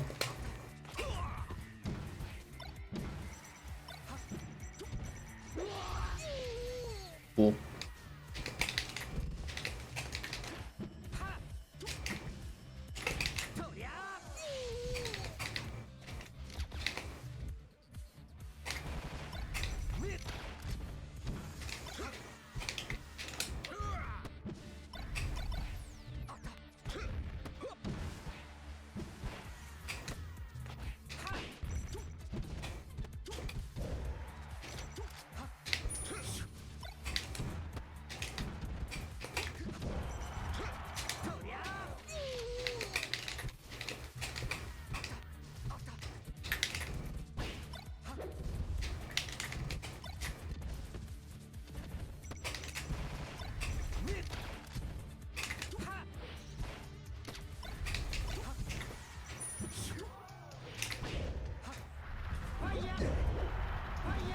Nah, I'm living. That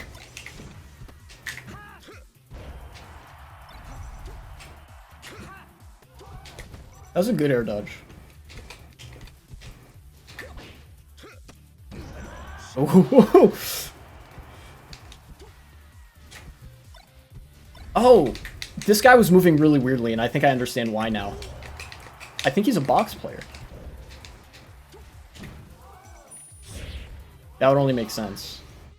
Nice. Got him. Outplayed. Side B all day, all the time.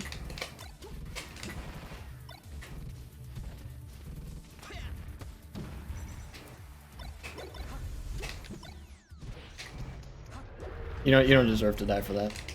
Yeah, there you go.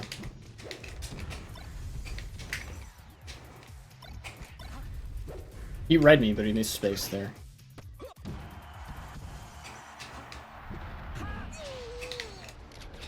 What was he cooking? We may never know. Well, I mean, we kind of know. I can see in my head how that would have played out. That was a sick moonwalk. Want to see me do one? I can do 2, in fact.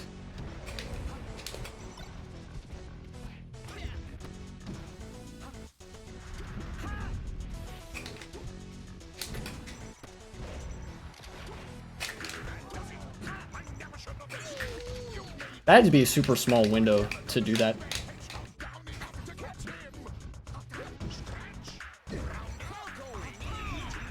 Nah. Get him out of here.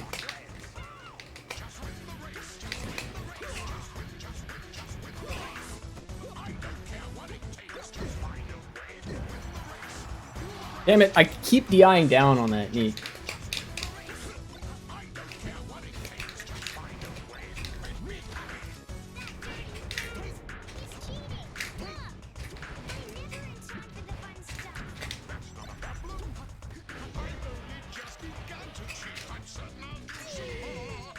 Ooh. What else was I gonna mention? I think that was it, actually.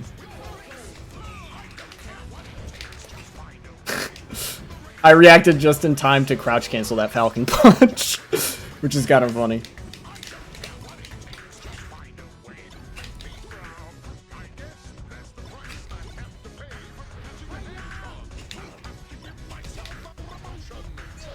Rude.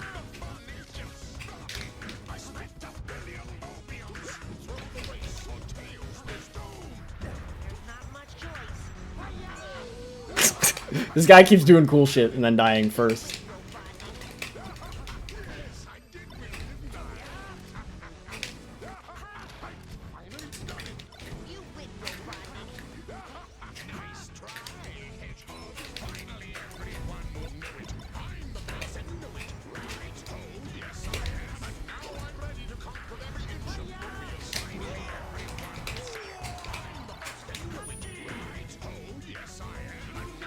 Let me,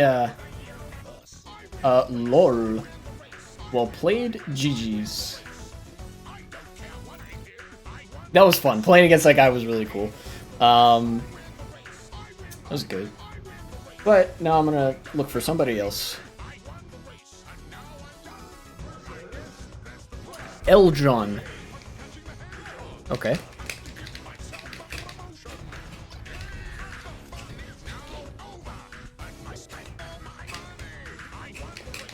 How much is this guy gonna make me sweat relative to the other Marths I've played?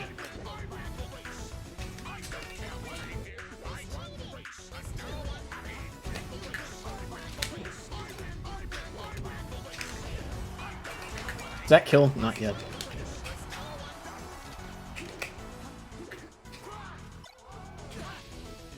Okay.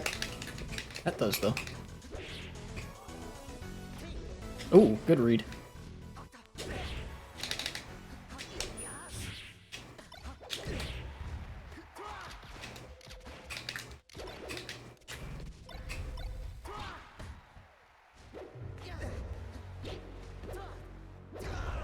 Yeah. I don't think there was much way I was getting out of that one.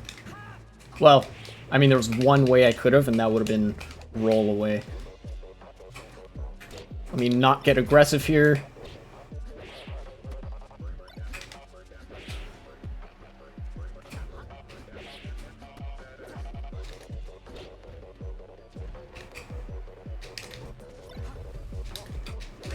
Oh, okay.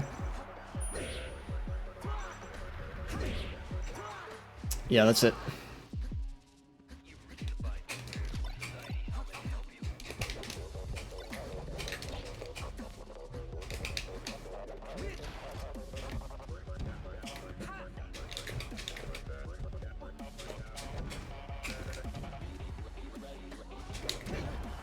There we go.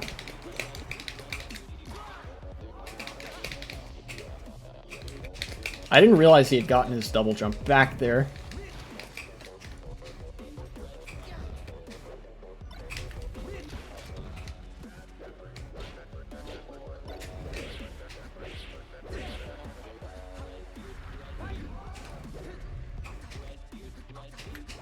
I'm so lucky for that Phantom.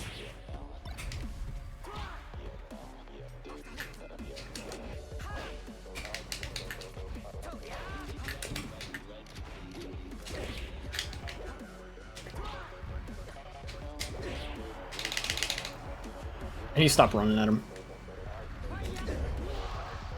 Ooh. I mistimed that tech too. Almost positive I could have gotten it.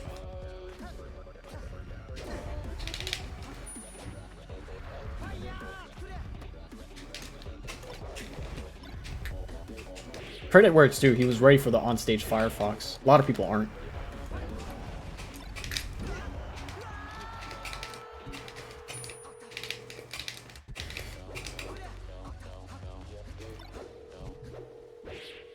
Yep, up air. I got that really bad. Nice. Good shit. Let's go again. FD. Now you'd think that this would be good for Marth, but I actually think this is good for Fox. As a matter of fact, I think Battlefield is the best stage in the matchup for Marth, probably. That and FOD. Those are really good for Marth. Because Battlefield has, like, the perfect tipper spots on the platforms up there.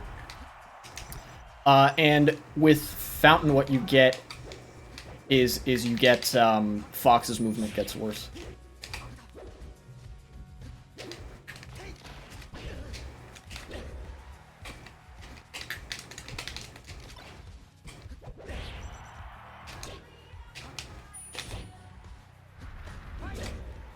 Oh, nice reverse forward here.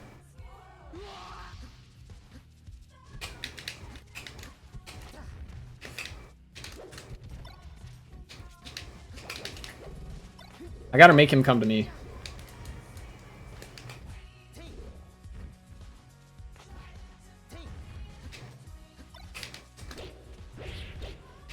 Jeez, that up air is really tilting. Ah! No! Alright, reset.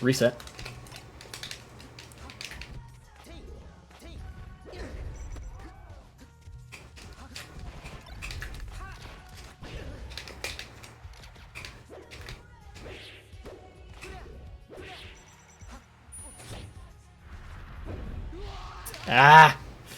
Damn it.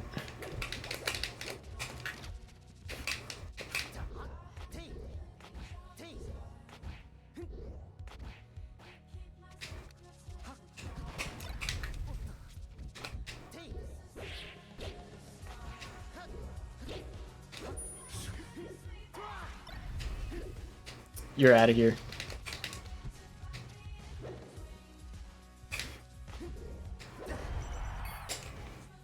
Brew.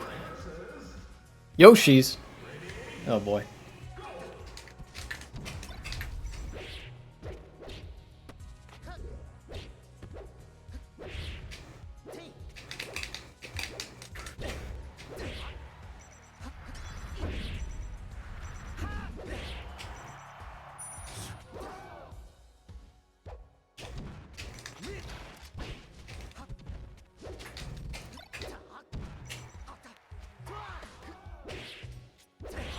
I was really committed to the teabag on Randall strategy. Get out of here.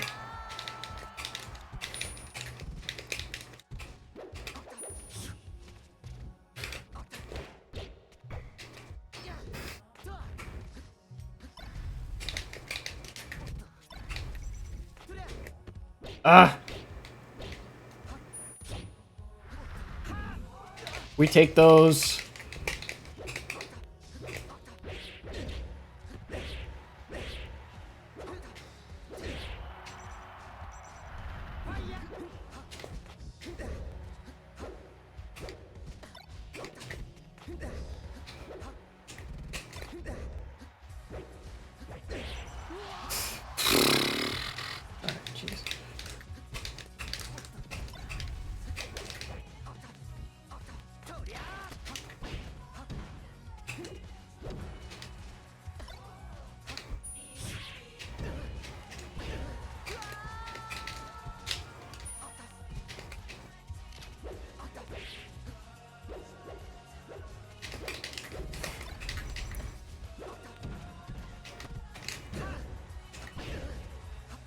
You're dead. Whew. Well played. Thanks.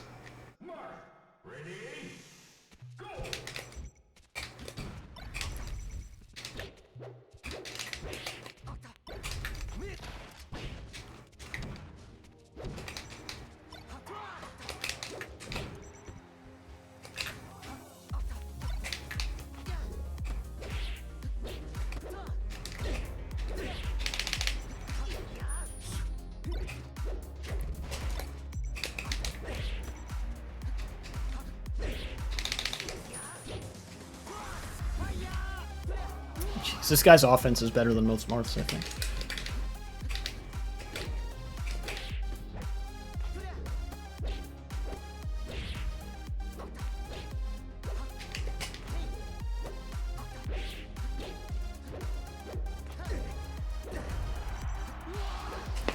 Ah! It's frustrating.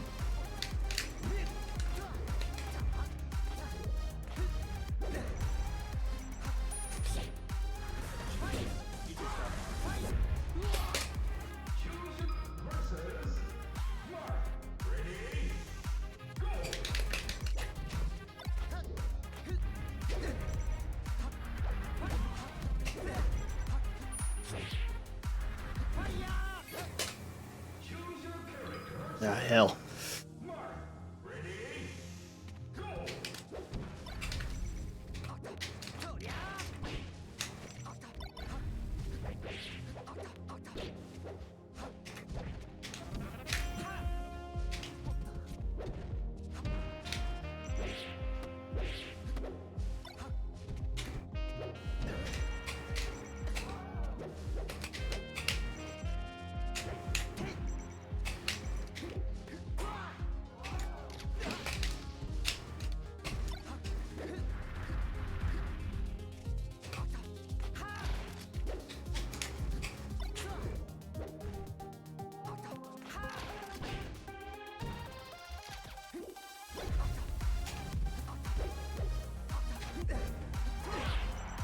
Okay.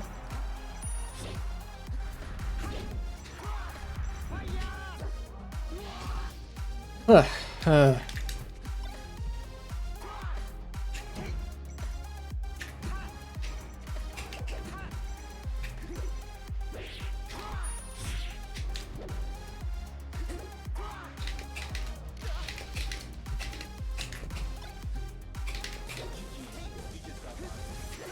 No.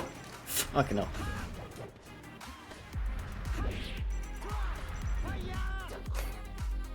Fuck. Dude.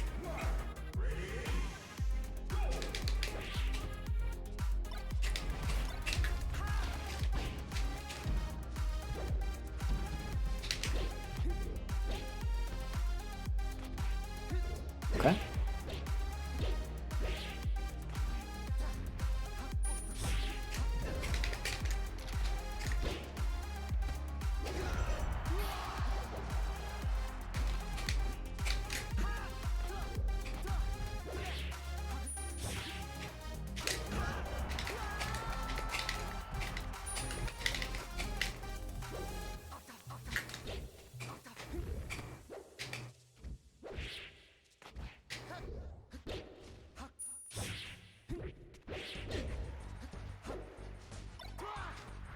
I tried.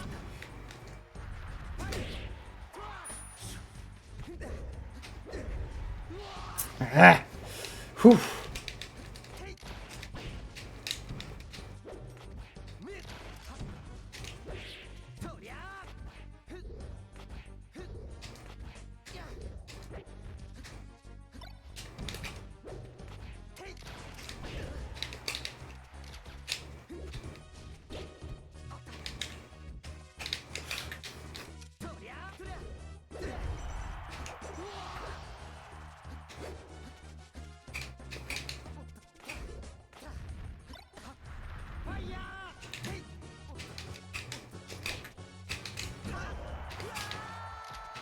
It's hard to punish grab. This guy grabs a lot.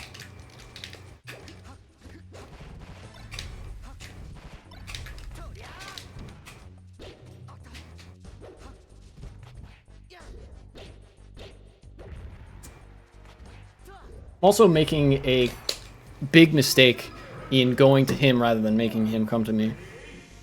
I'm playing the matchup wrong, guys.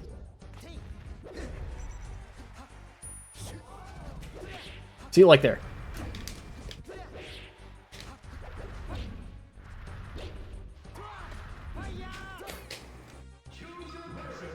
Try again. Admittedly, this guy is being very patient with me. I've been quitting out a lot.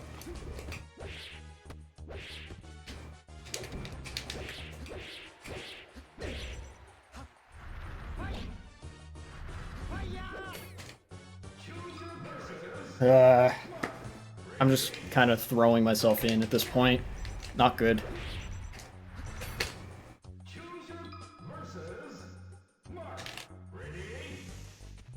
All right.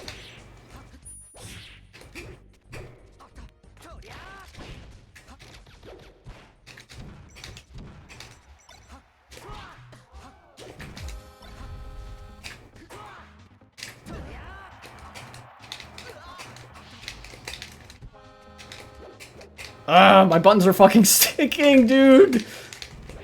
What do I do? What the fuck do I do in the face of this goddamn nerves?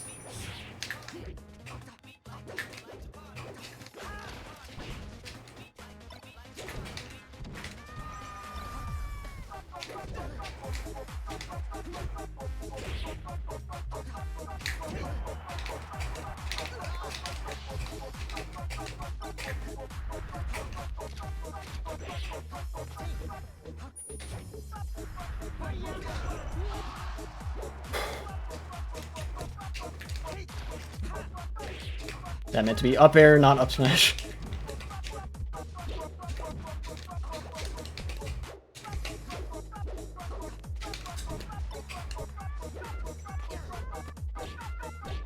He just dashes back. I don't have an answer for that.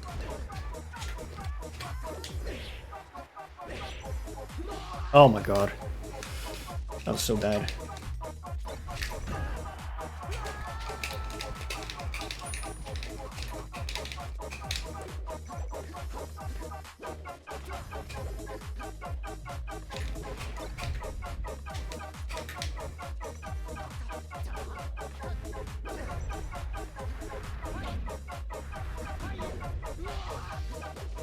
Bro.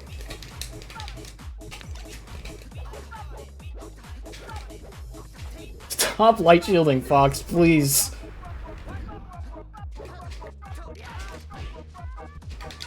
Oh, he smashed the ad. Interesting.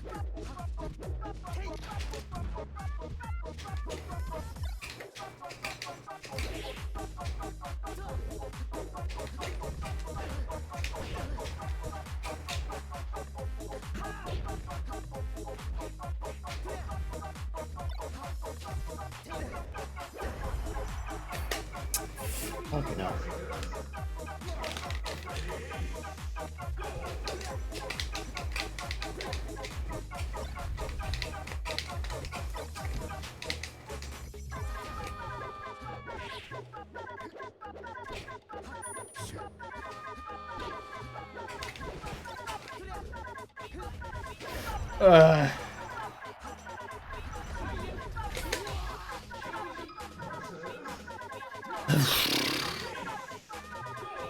Welcome to the frustration stream.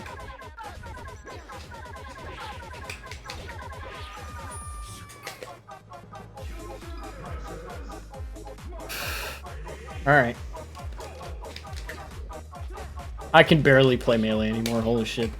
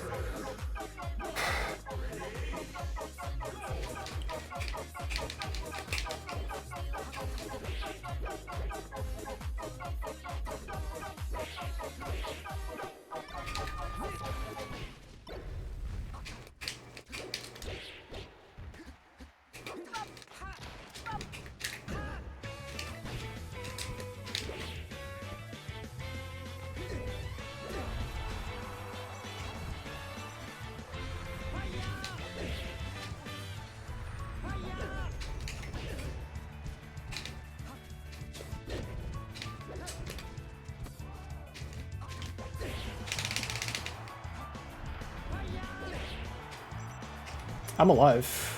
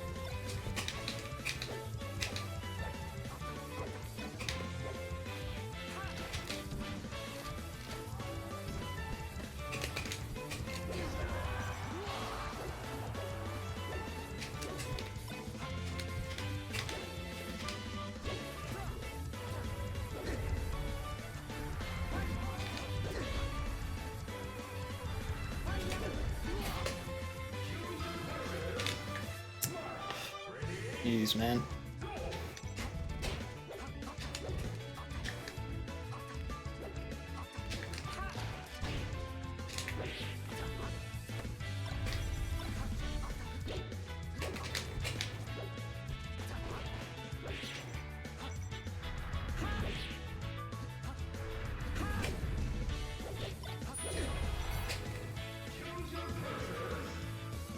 I'll do like one more.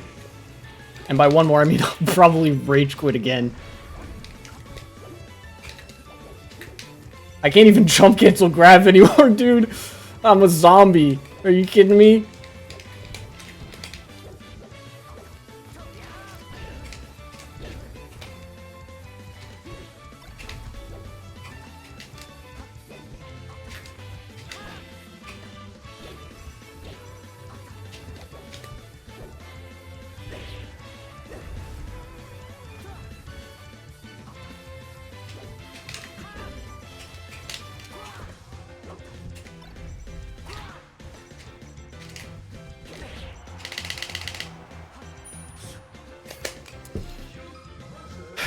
I gotta kill him. Something.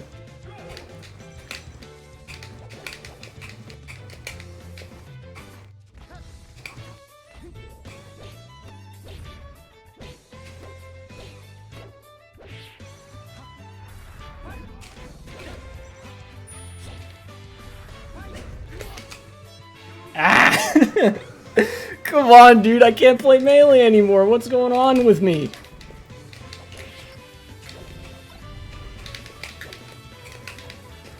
What does he do? He grabs, right? He does a lot of grabbing. Yeah, look at that. I need to just outrun him.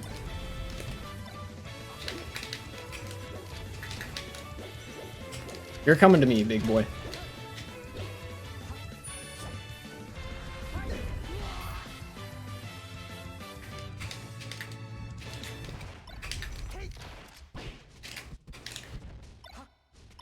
Or I guess I'm coming to you.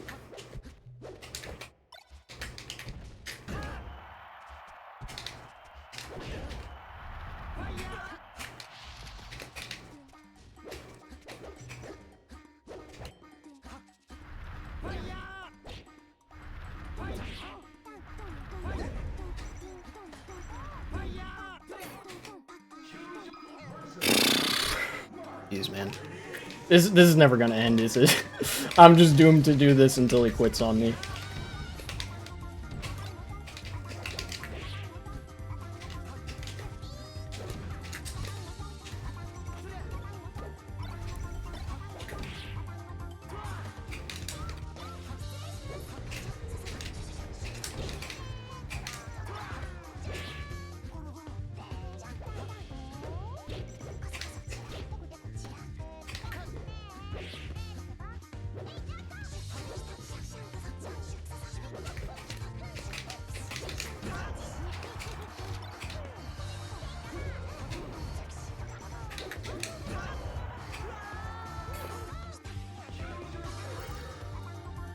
Ah, I played so bad at the end. All right, bye.